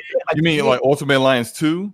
No, I'm talking about Infinite. Marvel vs. Capcom Infinite. Capcom Infinite, yeah, because I really like that game and I really like the storyline and stuff like that to it. And when I saw the Marvel Alliance, I was like, oh, okay, they kind of took some cues from their art direction and applied it to this. I just wanted to know if it was in the same vein, because I like the the cartoony nature of it. I'm glad that they switched from the realistic. Hold on. Super man, Lord Jamie Forever, Lord Jameson in the building. Shout out to him. We brought the family over. Got a chance to test it, like I said, in a 4-player co-op. Javi definitely loved it. You know what I'm saying? It's simple, easy to get in. What I liked is he was playing with his son. And what happened is, you know how most games is like, this is the cool thing about Switch and Marvel Alliance in general is that you can play with someone who's inexperienced, and then like they got that feature. If like say the 3 go ahead, like it'll drag the 4th person. You know what I'm saying? So the tether in every other game. Tethering. Okay, it's called tethering.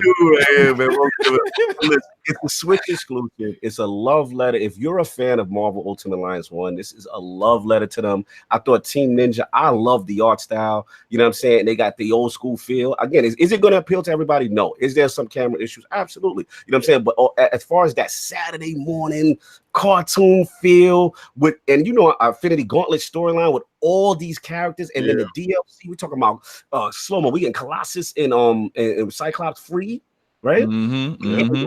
Knights with now Blaze. Shout out to Marshall Ali. You know what I'm saying? You're gonna be up in the man's right there. Yeah. Exactly. You know what I'm saying? So we getting all this content as an exclusive, and Team Ninja's out here doing it, man. So that's all I got on it. You know what I'm saying? But I definitely feel, like I said, it was a good little exclusive for them, and it fits the Switch ecosystem, unlike Sov's comments going on.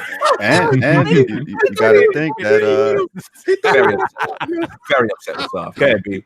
You gotta think that Nintendo, will use this and capitalize on it, and we'll see Ultimate Alliance 4, you know what I mean, sometime down the line. So that's what I'm saying. More powerful systems. Oh my! I'm just happy because I never thought I'd get one again. It's been over. It's been like 10 years. How long has it been since Marvel Ultimate Alliance? It's been about 13 years. That's like super scoop. That was a super. That was a huge scoop. And like I said, shout out to them for supporting it. And it like it's going to be around. So that's that. We're going to move on. Hopefully, Lady Luca will mute her mic now that the Ultimate Alliance topic is over. It's done. It's over. It's over. You have done your penance. Oh, we are going to move on. The Trader, Lord Sovereign, to Switch. What's your topic, sir? Yes, I wanted to talk about. Well, first of all, shout out to friend to the realm, Lord Matt Piscatella.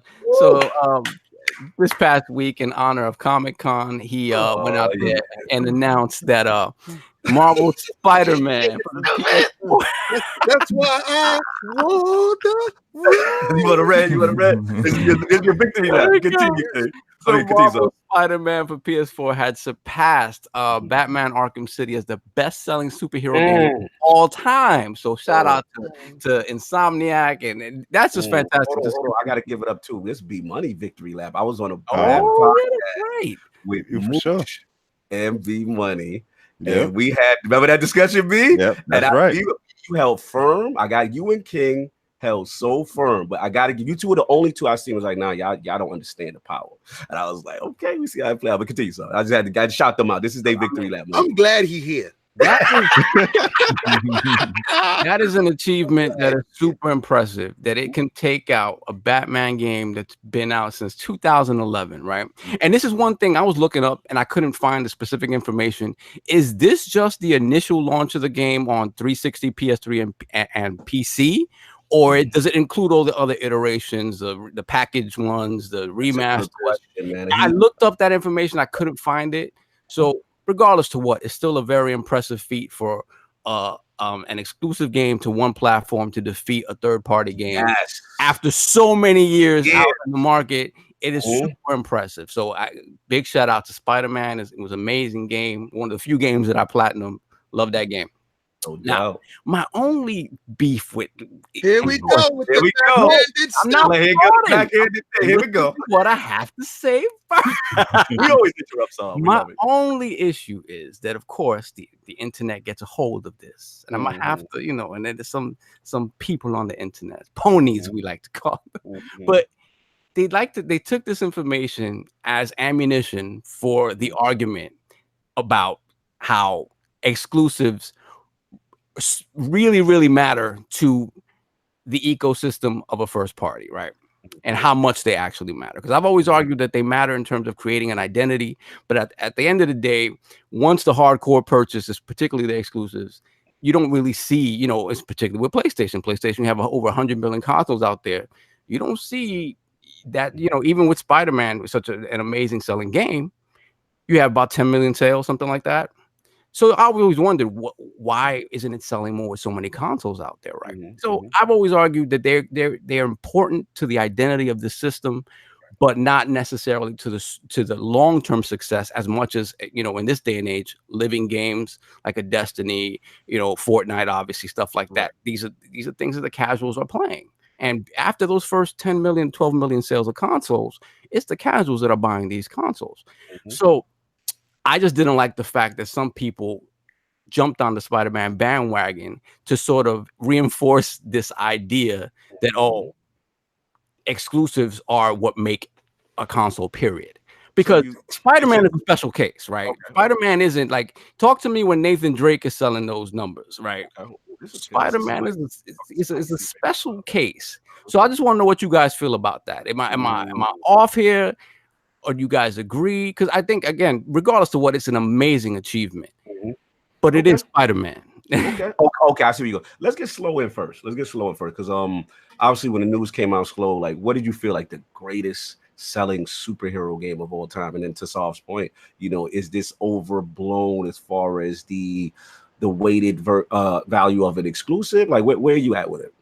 Well, first I would say I thought it was vindication, because I remember last year, and you guys mentioned Mooch. I remember Mooch coming on Brap saying that Spider-Man wasn't going to outsell God of War, and we were like, yeah, it is. Shimmin' them out. Yeah, I mean, I'm trying to get Mooch on today too. I'm trying to Mooch, but I'm just saying, like, yo, it's Spider-Man, and this game looks good. Like, this game looks like it's going to be the best Spider-Man game that was ever made. You combine that with Sony's marketing, and then you're getting, like, I mean, who thought of a New York subway? I just think about that train, bro. That train, right? Like, all painted out in Spider-Man. I mean, stuff like that is just outside the box marketing, and it got. And to Saul's point, this is an exclusive. It's Spider-Man transcends gaming.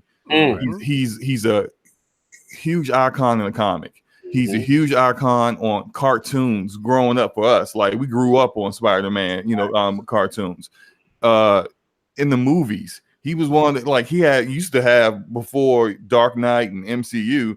His movies was like the best quality superhero movies you would see. So there's generations upon generations of people out there where they go to the movies or cartoons or whatever who know who he is. And if you own that system, you're going to get the game. Right. It is what it is. Like, so I mean, none of this surprised me one bit. How did the game do in comparison to the other Spider-Man games that have come out? Smashed it. Smashed it because it's a better game than those other games. Yeah. Well, I want to say that I typically tend to ignore the people on Twitter and YouTube and not watch the videos because I don't care enough to do so. However, I would like to point out we're talking about the ponies. What about the Xbots who spent months upon months upon months before the game was released saying it was just another Spider-Man game? It's not going to do well at all. It's whatever. It doesn't even look that good. I tend to ignore them too. You're right. Yeah, absolutely. So it's just like, on both spectrums are annoying. So yeah. Right. And to be fair, like when I talk about like God of War just sold 10 million copies. Uncharted is probably like up over 15 million. But we're talking about in a year's time, less than a year's time, this game has surpassed how many sales? Like it's probably at 10 million now. That's insane. It's kind of insane. It's insane. But and to me, that's the Spider-Man effect. It isn't, again, God of War and these other games will sell well over the entire life of the PlayStation. I got knees off of this game. Yes, you did. I cannot wait to my I'm eating cherry. See, I got cherries right here. I'm eating cherry while we talk about this topic. So tell me something, guys. What do you think this is attributed to? Because it is, I mean, it's kind of bonkers when you think about it, that this Spider-Man and Batman has been out since 2011. It was widely regarded as an amazing game, especially it was really, you know what it is, like when Arkham Asylum came out, the people loved it, and it was like it kicked off this surge of good video games, right? Of good superhero video games. Right. And usually the game that kicks it off doesn't necessarily benefit most from it. I think Arkham City did. And to consider that in 8 years since its launch, it's still surpassed by this game. Like, what do you think it's attributed to? I got the answers, baby. It's mostly because, similar to what they did with Batman, it was only placed on one studio. So if you look at a lot of those old Spider-Man games, there's a bunch of different developers who touched those games. Right. And they were never of high quality. Activision was publishing a lot of those games, and they got, some no-name studios come out there and put together a little arcade style, Spider-Man game or movie port, and none of those games are really that great. But and I think when you hand the IP off to somebody who's talented, just like, they did with Batman, giving it to Rocksteady, and Rocksteady has really built up their studio, and we've got high expectations, for them, in their next game. So when you give a game like this to Insomniac, who's had a great track record, has put out some really, great games, you have high expectations, and they delivered on that. Yeah, I think in a lot of ways, I think gaming, especially when you think about when Arkham City came out, it kind of parallels what happened with, superhero movies. Whereas there was that one movie that sort of convinced everybody that this could be done in a way that was respectful to the source material and made it and interesting, and of course can make money for you. And I think the same sort of thing happened, where it's like the gaming landscape when this game came out was different than it is today. I think the fact that you have, more casuals purchasing consoles today than they did back in 2011, I think also helps a lot when you see a property like Spider-Man. Regardless of what any kid sees Spider-Man, he's going to want whatever that is. Right. But also I want to jump in. Shout out to Victor Alstein in the chat. I mean, the elephant in the room too is we can't ignore the success of the MCU also, right? I mean, the MCU is such a juggernaut right now.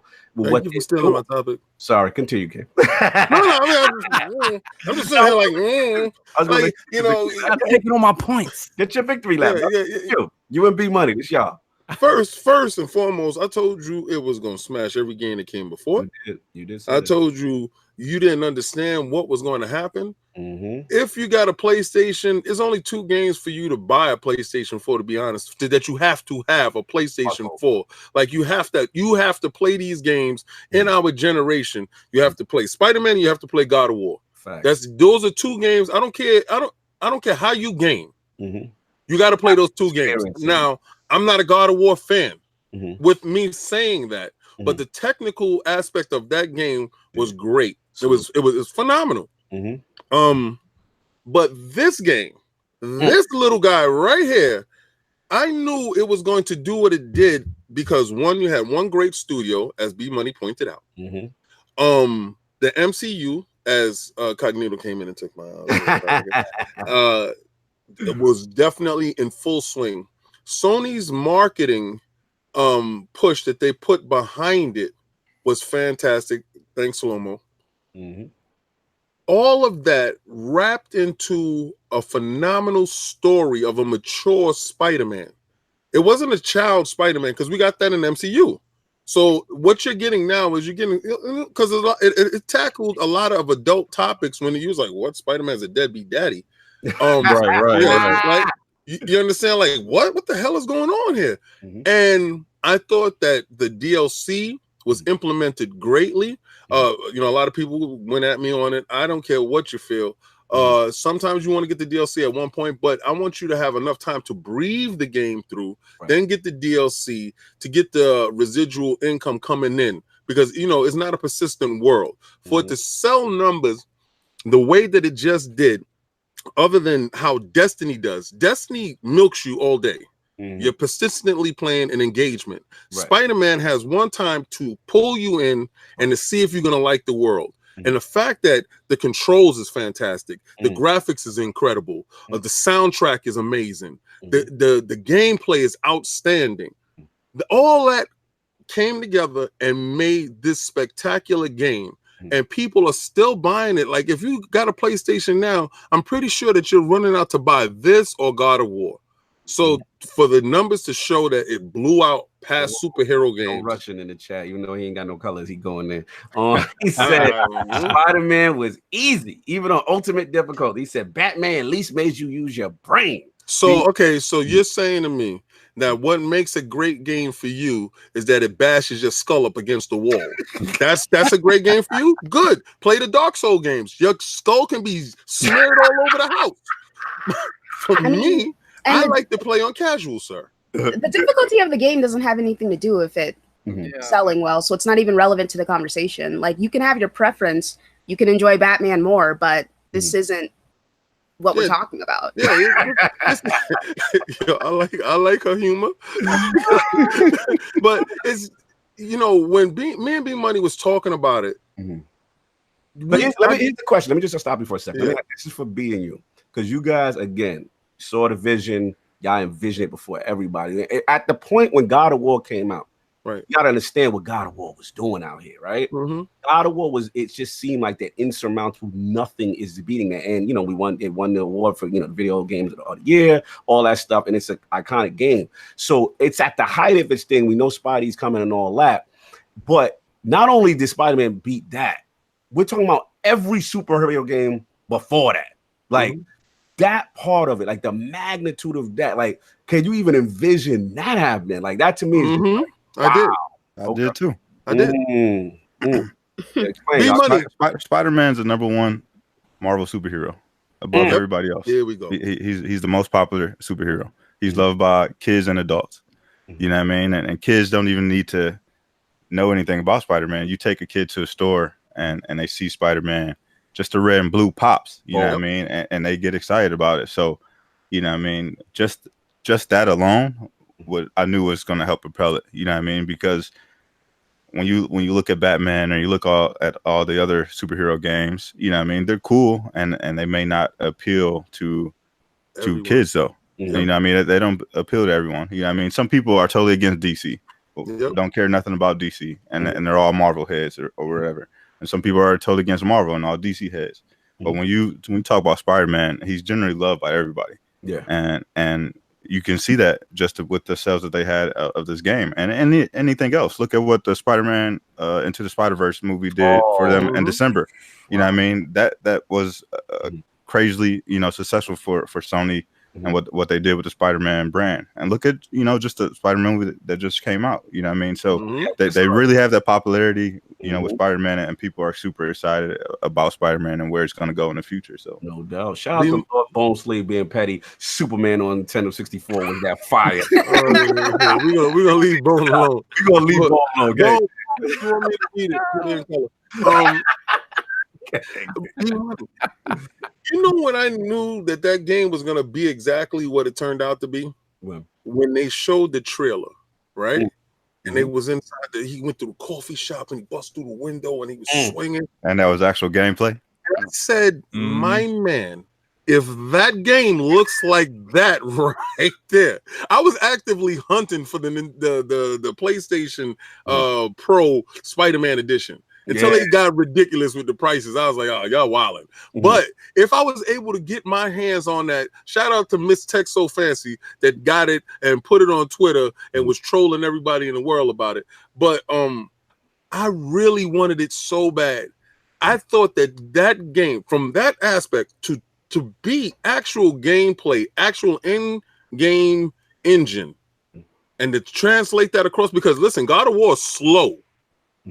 This game is moving a mile a minute at every time, and you have to be in pure control of it. And I love it because God of War goes to room, clear these enemies out in this room, then go to the next room. Clear these enemies out in this room, go to the next room. Spider-Man, anywhere, anytime. I'm picking up book bags for no reason. I'm jumping on people's cars for no reason. I'm trolling people in the street.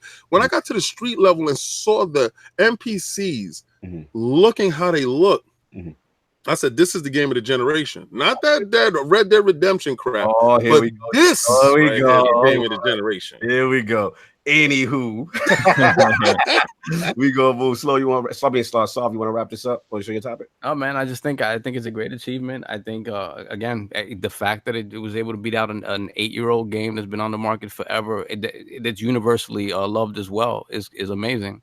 And I can't wait for the sequel. No doubt. Yeah, me too. Yeah, absolutely, man. Tremendous achievement. Spidey in the building. Lord King, you have some stuff you want to talk about with with Luca's favorite system, the Nintendo Switch. Oh, God. Yo, Luca, you gonna love this. You gonna love this. You gonna like this one. You gonna love this. You gonna like this one. It didn't even take a week, fella. I told you your victory lap was like feces in your sock. Oh, wow. Wow. All right, that's a whole Channel 5 take. That's what we would say when people win, but they didn't win. Like, you understand? Blood in your snow. The bloody Sundays, blood in your snow. I knew when that Switch Mini thing was released, it was going to be released, the Nintendo will somehow come through and smack it to the bushes. And they did just what I thought. Now, guys, it's a new updated Switch here. Hey, check it out. And it's $299. And you know what it has? It has Rumble, it has Joy-Cons, and it has double the damn battery life than the actual portable. So my man, like, what is the sense of a portable that's really not as portable as the real Switch? Will a real Switch please stand up? Let's get some context on what King is. Get it, baby. Now, for what we understand, you know what I'm saying? Like, I'll jump in real quick because I know this is gonna be a crazy time. I will say this, King, this is very interesting to me because at the end of the day, we just saw the Switch Lite announced, right? We just saw the Switch Lite now. You know, everyone, yeah, okay, cool. There's an excitement level for it. And then when you go to the actual advertisement, the comparison page between the Switch Lite and the Switch, I was checking out this page and I've seen this before. Then I scrolled like a couple days ago, and then it's like, you secretly see they added this new SKU.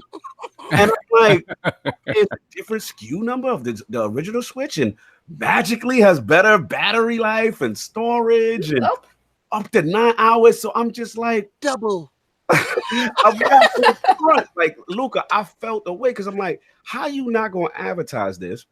And then you just like secretly, stealth drop this system and you trying to sell this light one. So I want to bring it to y'all. Like, is this, shady practices by Grandpa Nintendo? Like, I mean, Nintendo's always doing some spooky stuff, man. Like, I'm not really surprised. Like, nothing they do ever makes any sense to me. Like, things that shouldn't works for them. So, I don't know, man. It's Nintendo. I have zero interest in that trash system that they have. So the fact that they're doing this, I would say I'm shocked, but I'm not. I'm absolutely not shocked. It's weird to me. Look, I've never seen. There's really no advertisement for it. It's crazy, but I want to bring this to guess off. This is what they do, right? Because they drop the inferior model, right, for the kids or whatever. This is what it is.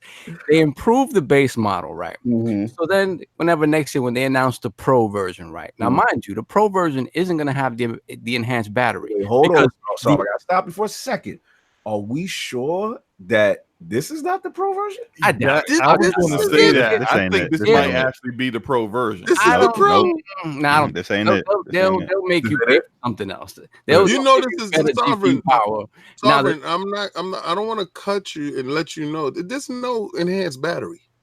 Right. No, we talking about for the new one? Yeah, this is not an enhanced battery. No, it is. No, it's the enhanced chipset. No, it's an enhanced chip, but they talk about up to 9 hours on the product page. They talking about up to 9 hours. They literally are promoting super battery life. And how much is the battery for the Switch? All right, so currently for the Switch, the original one is approxiately 2 to 5 to 6. This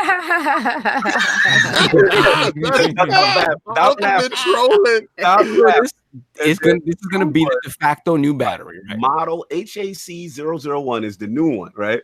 And that one is approximately 4 to 5 to 9 hours. That is like. Hold on a second. Gotta pay bills. Gotta pay the bills. Stitch, my man. At King set the room on fire. You ready? You know something, Stitch? I think you on to something else.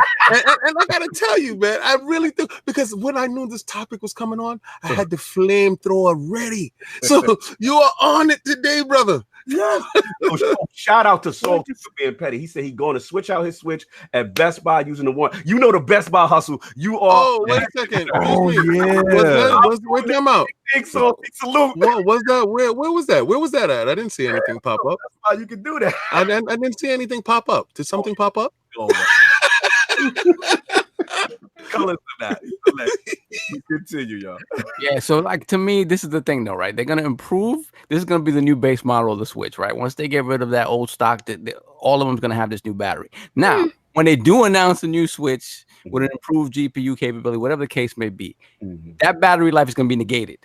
Because they're gonna tell you that the additional horsepower behind the machine is going to put you right back at that 3 to 5 hours. Are you hoping here? No, it's the truth. It's just the truth. That's what's going to happen. Flex. That is absolutely the truth. This is truth. Is the truth that is a mini out, and is the truth follows the same cadence all the time. We just don't know. We just really don't know. What we do know is that the non-portable portable. The non-switching switch is actually coming up short. And I'm just so happy. A week later, Nintendo acknowledged the fact that they're serving you something dead on arrival. So I don't care what you look. I need my Switch gang. BMuny, what's up, baby? I need my Switch gang. Wow. Hey man, we already know that mini is that thing gonna fly off the shelf, man. You might as well put wings on it, man. Let's ask who gonna win MPD for the rest of the year. Nintendo. Come on, man. We know this already. Let's go. Conclusion, man. But about the real talk about this whole Switch, do you think this is the Pro? Do you feel this is a sneaky move by Nintendo to drop this? Like, where are you at with this improved Switch with a better chipset and more storage? This is definitely not the Pro. This is definitely not the Pro. When they announce the Pro, it'll be some sort of XL version or some other nonsense that Nintendo always comes up with their names. But this is just Nintendo hitting us with the little sneak attack.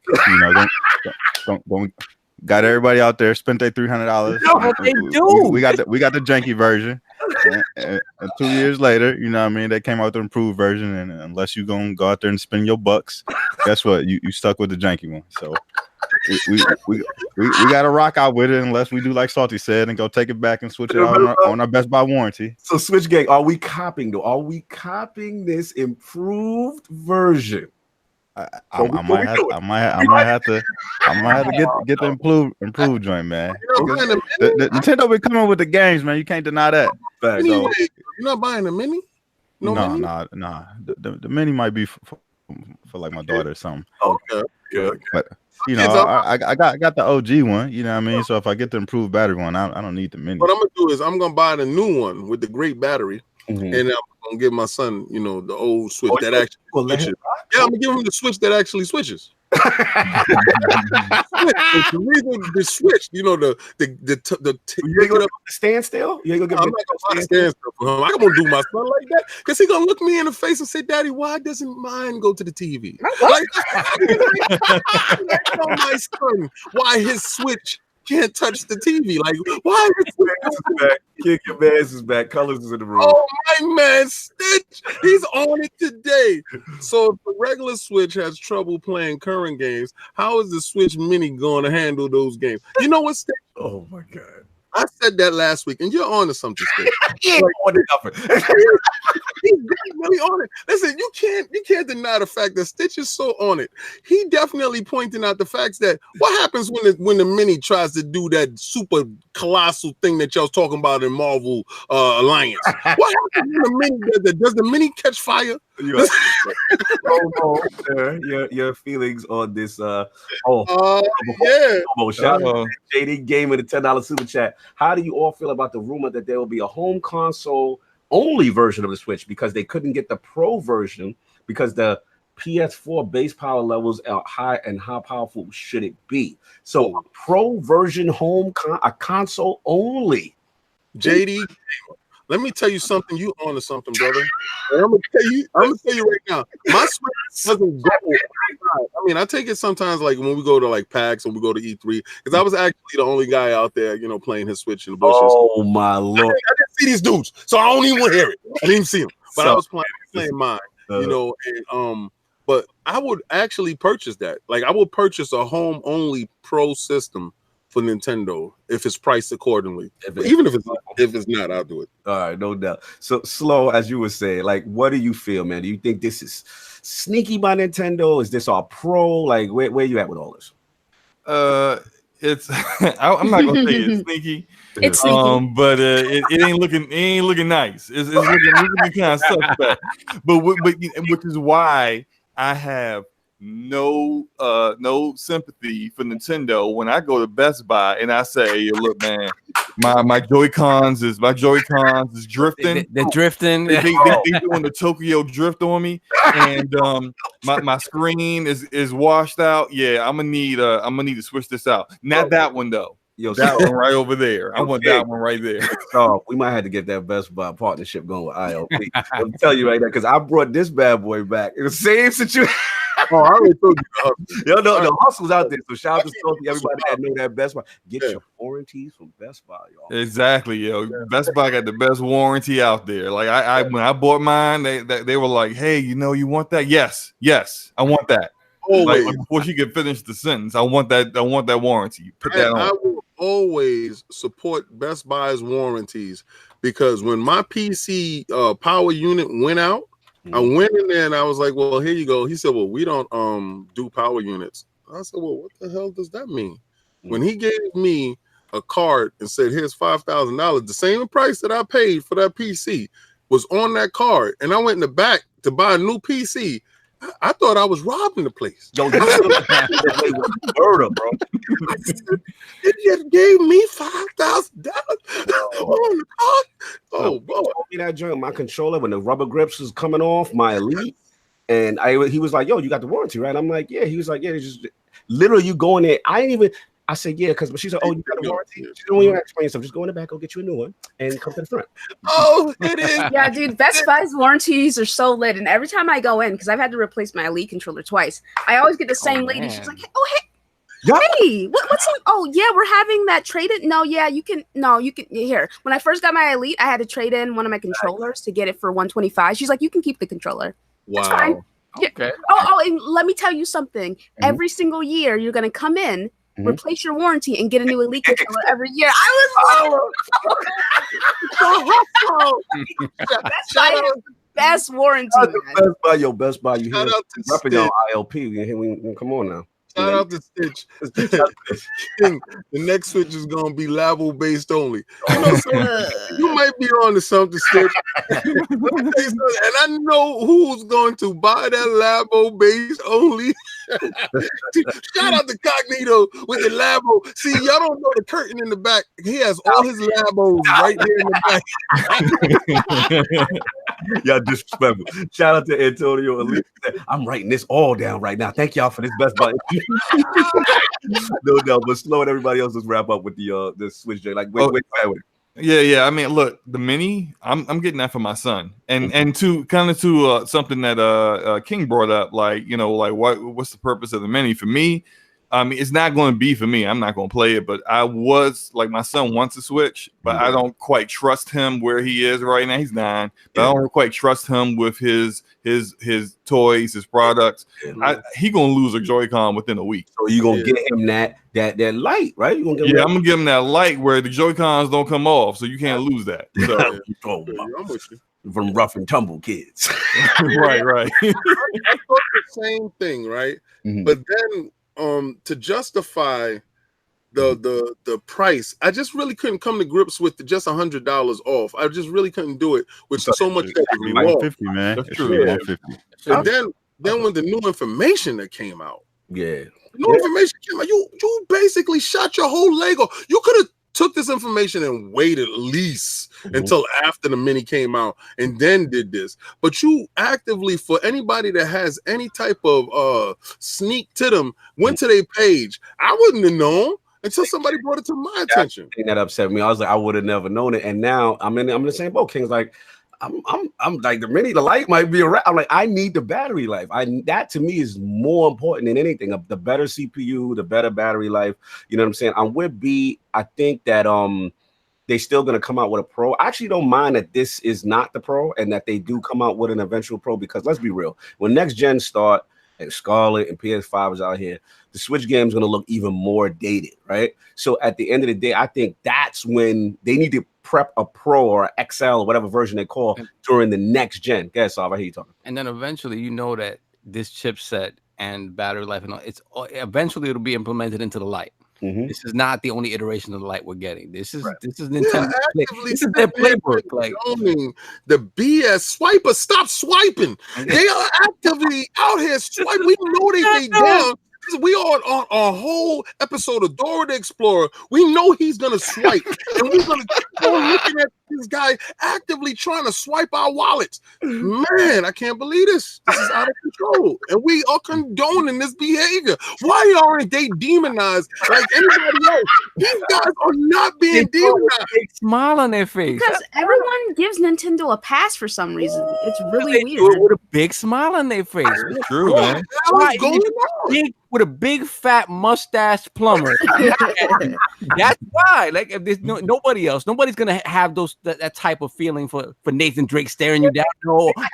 It's just like the robber, you know. Like that's what I'm saying. Mario. This is like the neighborhood robber that you know, and Tony just stole my wallet again. Mario is the Debo of the situation. Everybody got that, Debo. that relative that do foul stuff. It's just how he do. Hold on. Shout out to JD Gamer. Do you all think they're gonna increase the durability of the mini for many people who will, because it could just keep scrolling?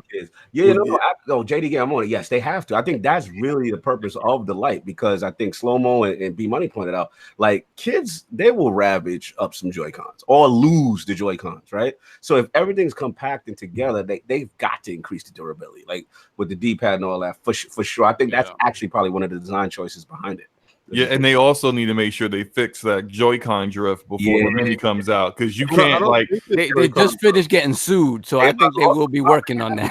I don't think there's any Joy-Con drift in the mini at all, because there's no Joy-Cons. I think it really has more to do with the damn rumble or something. I think it's a straight analog stick. I think they. Yeah, exactly. Yeah, it's the analog stick that's the issue, I think, and that can't be a problem on the mini, because if that's an issue, that's the whole unit going back. That's the whole unit right there, right? Yeah, they're in trouble right there because the lawsuit is up there. I got to get out. There's a lot of technology in those Joy-Cons, which I'm kind of upset that they actually don't use them how they said. Like when you played that 1-2 switch, I don't care what anybody said. That was a great demo of your system. Tech. It's like a tech. Yeah, it was a great tech demo, and for them to like walk away. Remember that game that we had and you had to like it was what was it called, Cutout or something like that, and we had to move the controller. Snipper clips. Yeah. Right? What happened to that innovation? It's like they just started dumbing down all the games from there, and it didn't make the switch. Remember when I kept telling you guys, I want original stuff from Nintendo. Right. I want the stuff that they do, and everybody thinks I'm bagging on Nintendo, but if you have your lane, exploit your lane, please do so. But and it just seems like they scaled back, and they just started to Me Too because they started winning.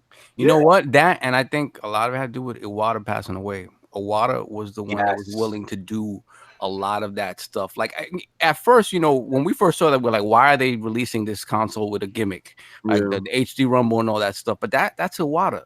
So once he passed away, I think some of that went with him as well. I think they just decided to focus on it being as pure a system as possible. But I agree with you. I mean, that HD Rumble, once you see the ice cubes and 1-2 switch, that was cool. Yeah, that was fun. Absolutely. So real quick, I know we got to get out of here, but this is a quick hit topic. We ain't gonna spend too long on it, and we'll get out of here. I wanted to bring this to y'all because I've never seen this. I want to shout out my man Hogue Law. You know what I'm saying? He's one of the first to bring it to my attention. Also Sonaldo.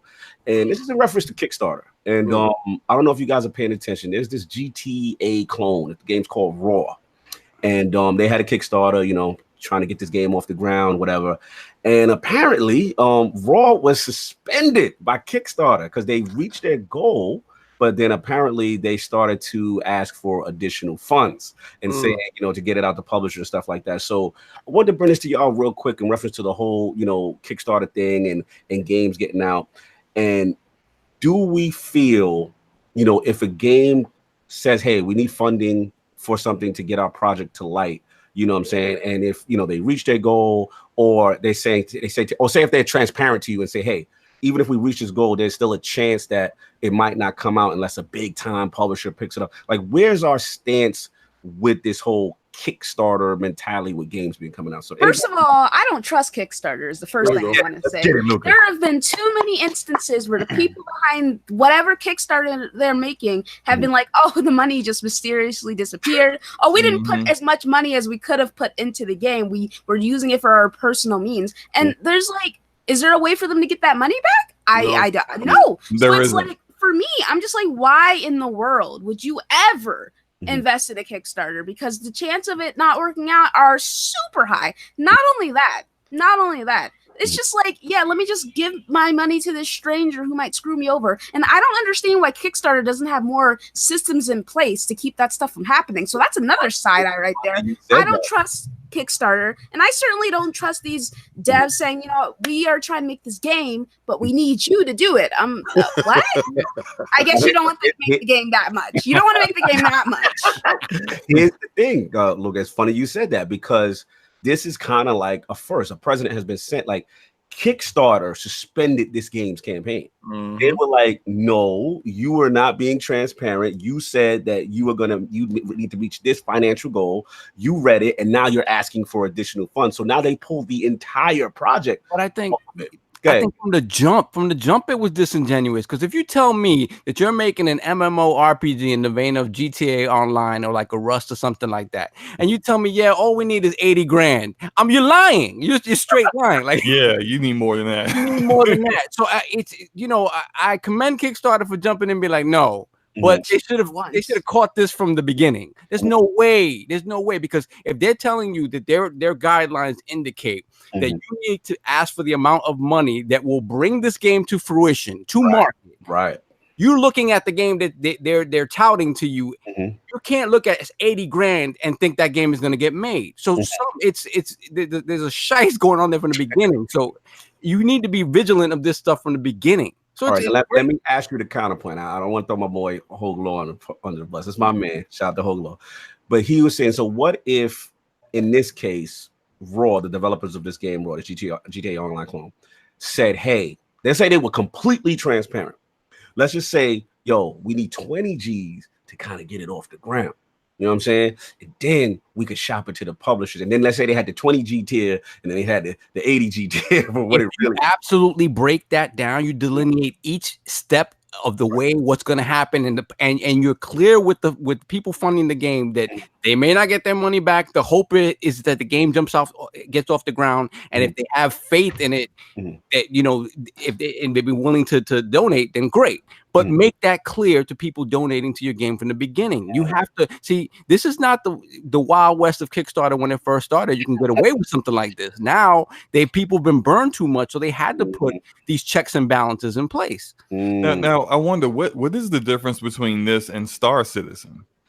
That's a good point there. It's like if Kickstarter is going after Raw, I mean, what is the deal with Star Citizen doing? Good point, Slow. The Star Citizen product that's out there is still enough to sort of satiate the people that are interested in spending that money on that stuff. So I guess the outrage hasn't been out there that much because for whatever reason, the people that have invested to this point are fine enough with the product they have. But that kind of messes up like Kickstarter's rules, their guidelines, because the people are fine with giving their money to this, you know, some people would say a scam, that you're not going to shut them down, but you're going to shut down this other one that doesn't have quite the following. It just seems really uneven to me. The thing is, at least there's a product out for Star Citizen, and I'm not defending them whatsoever. Honestly, I think Kickstarter needs to be blown up and started all over. Yeah. Shout out with JD Game with the $5 super chat. Kickstarter got me with the Shenmue 3 thing, or was that Sony that got me with that? How do you guys feel about the whole Shenmue 3 Kickstarter? Oh Lord! All right, now I'm in. Now I'm in. We gotta get B after K. Go ahead, K. Now I'm in. Let's go.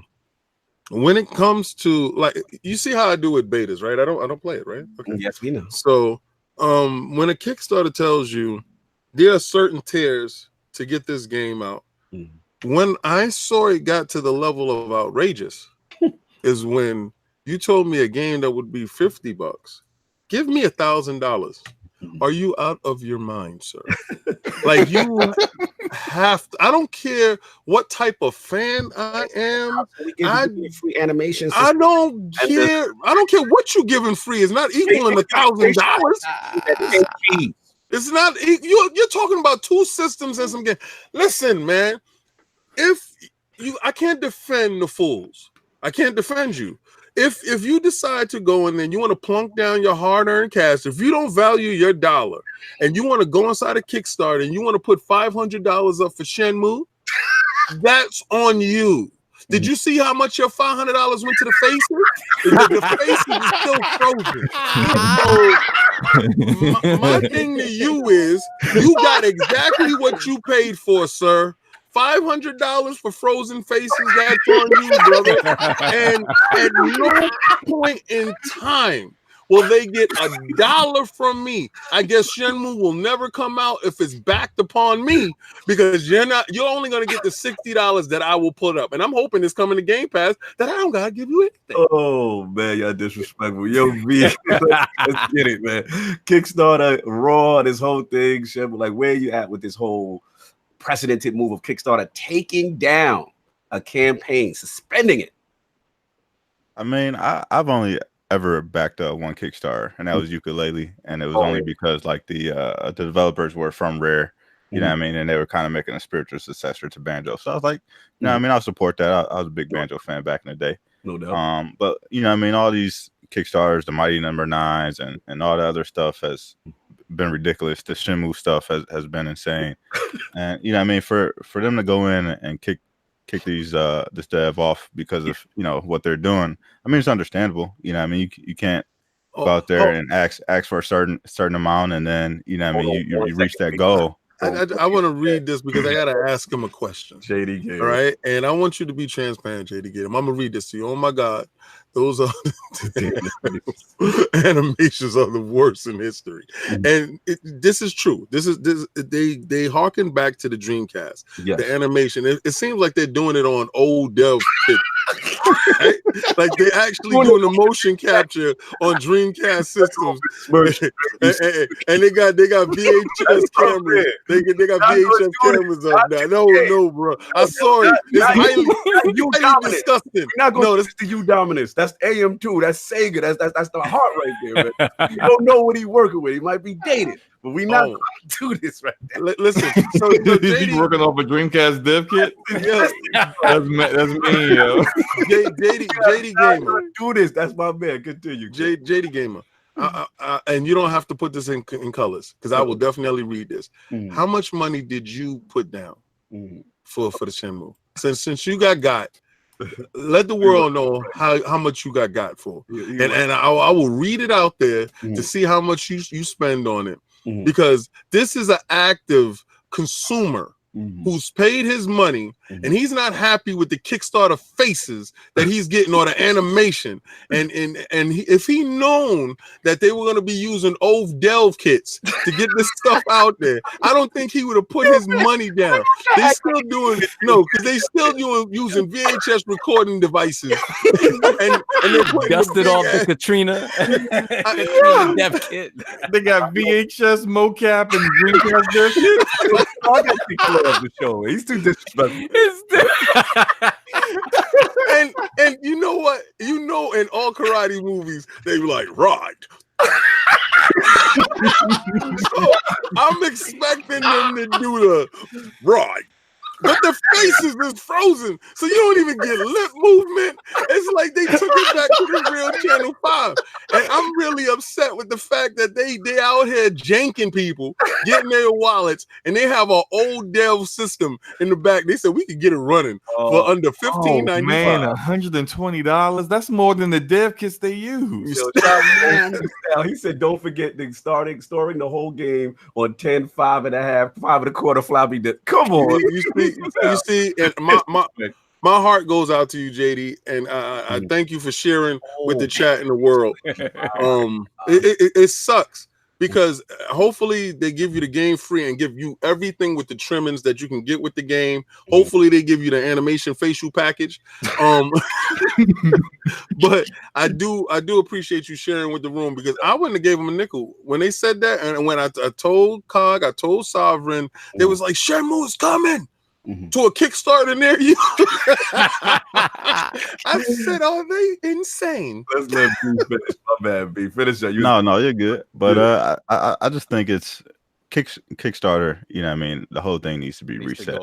Yeah. I think, you know what I mean, when you start asking people for more than what the game costs or more than what you would charge for a collector's edition, then I think that's something that Kickstarter should look at. You know what I mean? As far as their company is concerned, because I think when you start having people donate $500 and $1,000 and $1,500 just because they have some fandom of whatever the said game is or product that's supposedly coming, I think that's criminal. Yeah, it becomes, you know what I mean, it becomes very scary for the consumer because, you know what I mean, you will never get back what you have, you know what I mean, donated in return. You know what I mean? How could you ever say that you would get $500 worth of Shenmue? You know what I mean? How could you say that your experience is the same value as a console? The thing is, like, that's the problem. Like, they're not upfront about all that stuff. Is in the fine print. All that stuff is like, it tells you may not get this money back. This project may never come to fruition. You know, buyer beware. The problem is that they're not upfront about it. It's never been. So, like you said, a fan of this franchise or whatever will come. They want to support it, thinking, yeah, oh my God, the game's gonna come out. I'm gonna get my copy of it. I'm gonna get my hot edition of it. Not knowing that if they don't reach certain goals, and if they've been disingenuous about the goals that they need to reach, they're not gonna get anything. Yeah. But I do want to say that not all of it is bad, and I'm not going to say Kickstarter isn't, but like just crowdfunding games in general isn't all bad. If you look at Obsidian, and I don't know if you guys read the book that Jason Schreier wrote He had a chapter about that. Obsidian wouldn't even be here. Wouldn't have even survived to the point where Microsoft purchased them if it wasn't for them crowdfunding Pillars of Eternity. Yeah, and the game saved their company. Another example. Got to shout out to my dudes Warhol Studios, the whole Deliverance. That is a positive example of how it came from nothing, and it was a Kickstarter, and then it actually came to fruition after the development stuff. So there are some positive stories from, but I do hear what y'all saying. It's solved, especially with the buyer beware. The last thing I want to say on Shenmue 2 is that in reference to them, and specifically with the whole Epic Store thing, because a lot of people were pissed off because remember they were getting the PlayStation 4 version or PC, thinking that it was going to be Steam, and then that whole debacle with that's crazy. Yeah, so that was a little bit of messy. Thankfully, Epic got ahead of it, and they're going to give these guys, I guess, the refunds and so on and so forth. But just want to bring that to the round table as a final topic and get out of here. But we got the poll. We're going to wrap this up with the new ILP poll this week. With the Gears 5 multiplayer tech test now out in the wild, did your gameplay experience now positively or negatively affect your enthusiasm for the game on release date? The choices are A, those servers and wait times were horrible. Servers. B, 4K 60 goodness. Gears 5 has made me a believer on launch. Or C, I don't care where that campaign footage at, though. Wow. That is the question. Those are the choices. Please write the ILP vote when it goes up on Twitter tomorrow. Lady, Luca, Brat Podcast, BMuny, Slomo, Backslap, all in the realm today. Where can the fine people find you? What do you have going on? Let's start with Lady Luca. Okay, so thank you so much for having me. I had so much fun. You guys are always a riot. Like, I love it so much. I'm so happy, especially that I was here with my son, Slomomius, Wow. And here we go with the son talk. You are my son. Let's not act like you're not. But as my eldest born son, it's just nice to see him branching out, living his best life growing up. They grow up so fast. So oh my gosh. Yeah, it was really good. You guys can find me on Twitter at the Ash and Luca. I've been minding my business lately and not arguing with folks. So, kudos to me. And I have a podcast called Scumcast. It is typically every Saturday at 4 p.m. Central Time, which is 5 p.m. Eastern Time, and you guys should come check it out. We have a lot of fun. Absolutely. Shout out the team, Luca. Shout out the team, the Scumcast squad. Oh, shout out to my Scumcast brethren. I have nothing but love and respect for all of those guys. I would name the panel, but the panel is huge, and they're not always there all the time. They just show up whenever they want. It's none of my business. So they don't get a proper shout out. Matter of fact, forget them. Wow. I'm here, and that's what matters. Luca slays all. Always a pleasure in the room. The passion is always there. Good to have you back, and thank you for answering the call. Always much appreciated. Yes, absolutely. Salute. You know what I mean? Shout out to Brap. Obviously, he had to dip out, but we got the rest of Brap minus EJ and Forte. So I don't give what you call it, my homie. So Slow, let's do that shout out, baby. Where you at, man? What's going on? What you got going on with that channel? So I started my YouTube channel. It's been about like 5 weeks now, maybe like 4 or 5 weeks. It's 4 weeks. And it's going well. I'm enjoying it. I'm having fun. You can check me out. Same name on that. I probably will have a video out tomorrow about Marvel Ultimate Alliance 3, if not tomorrow, Tuesday. I'm also on Twitter, same name. And of course, as you mentioned, on Brap Wednesdays at 9 p.m. Easterns, and on Scumcast at 5 p.m. Easterns, where we like to have fun. So thank you for answering the call, brother. Always a pleasure. The opinions were good today. Everything. Anytime, man. Anytime you guys need me, I'm there. Held me down today. Thank you so much, brother. Much appreciated. And then we got the legendary BMuny back in the building. Thank you, brother, for answering the call. What is going on, man? Where can the people find you? Man, I appreciate you guys sending the call out, man. I'm just glad I was there to answer it. You know what I mean? So appreciate the love and always, there for you guys and been supporting you since day one. So keep doing your thing. But you can find me everywhere, man. Same name, BMuny121 everywhere. I'm on your local gaming console and Twitter, all your social medias. And you can find me on Brap, Wednesday nights, 9 p.m. Eastern Standard Time. We go crazy over there. And then on Saturday nights, 10:30. p.m. Eastern Standard Time. So on Tip Podcast, we weren't there this week.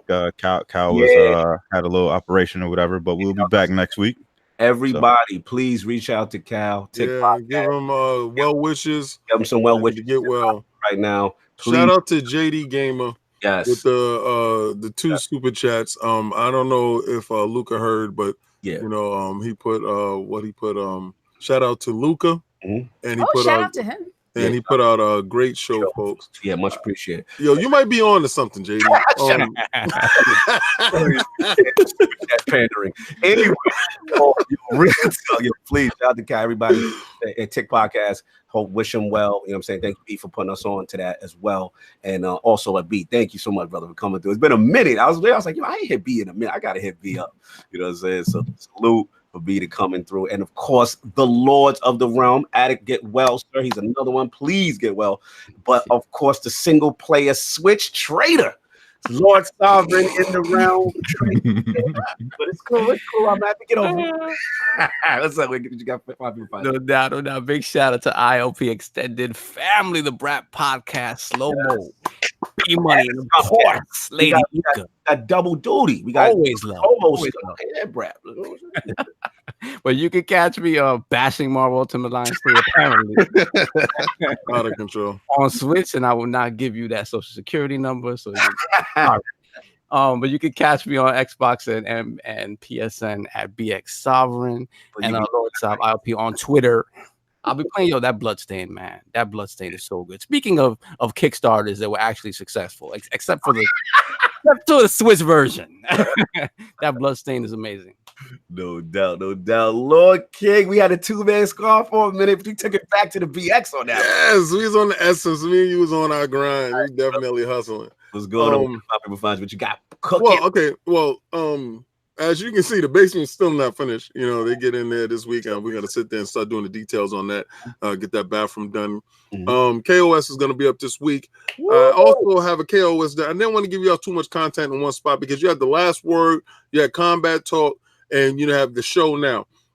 So on Monday, I'm gonna drop a KOS. It's just a small KOS about the statue breaking and that information. So you guys who are out there actively collecting, you want to know what units to purchase and stuff like that, I'm gonna go through that with you guys. But as well, I'm sitting here, I got more statues coming in.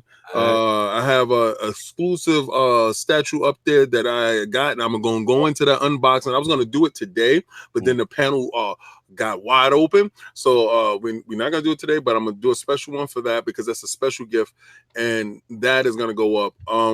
But we are out here moving. We love the community. We love you guys. I love each and every last one of these people that's on this panel. Let me tell you. First of all, Luca has been definitely supporting us 100%, and that's why I told her that Saturday I came through. My big bros, you know. that Saturday I came through. Saturdays is very hard for me, but I definitely made it to your show 100%. Yeah, it was amazing. Slomo's my dude. Yeah, that's I don't care what nobody say. Slomo backslap. That is, dude, never ever change your avatar. Never. Please change your avatar. Don't encourage him. That's the greatest avatar in avatar history. All right. And BMuny. BMuny has been there with us since our infancy. And that's my dude. Like, and I can't wait to have a drink with you and sit there next year when we really kick this gaming stuff off. Bethesda get the turkey legs and the drinks again. Remember that? Oh yeah, for sure. Remember that? So I still that was ill, right? That was ill. Bro, we had so much fun, man. Aunt the Ruler was in there too. It was That's when I broke out in hives. Thank you for reminding me. I don't eat meat, and my behind caught myself biting a turkey leg because why? Bethesda went out there and went all out. So I said, you know what? Let me die today. So, yeah, you eat that meat, go eat it for that. No doubt, you already know. And of course, myself, you already know what the finds. Yo, Roundtable Reviews is up now. No, it's a little late, but we got that Spider-Man Far From Home up there. My man Lord Jameson filling in because I saw it late. Solving them saw it ahead of me. It's my fault. I was in Guardian Con, so I missed y'all. You know what I'm saying? But Saul, we got to get back in pocket, man. We got to get back. Sir. Well, I think we should. I mean, later in the year we have Joker. We have a few things that we probably wouldn't normally go see that we would. Yeah, Yo, what's up? Stitch is having a baby next week. Oh, congrats. Oh, congrats. Congrats in advance, sir. Oh, my Congrats, man. He said, God like always, amazing show minus the Nintendo talk. Salute to Stitch for being petty to have us skip topics. Salute to that brother, man. But congratulations in advance on the new one coming through like next Friday. Little young switch of the realm. You know what I'm saying? That'd be dope. So yeah, man. So like I said, we got that up going on right there. And then I just want to give a quick shout out, like as far as the team, lordsofgaming.net, y'all. Loving the support, much appreciated. Like the team's working extremely hard. Dizzy, all the crew, you know what I'm saying? Josh Redding, Gondor's Condor, Lloyd Hyde, the admin, Lord Mods out here killing it. You know what I'm saying? So Gondor, everybody, Biggie Jersey, please, when you see them articles, the retweets, all that stuff really helps us to get better content to you guys. So when we go to these shows, we can pull up, you know what I mean? So much appreciated to all the support for lordsofgaming.net. And please make sure you're following at Lords Gaming Net so you can get that latest gaming news in your feed. So please do that, show the support. But that's all I got. Hit that like, subscribe, all that other good stuff. We will be back up in the realm next Sunday if anybody got anything else. If not, we are out. Peace.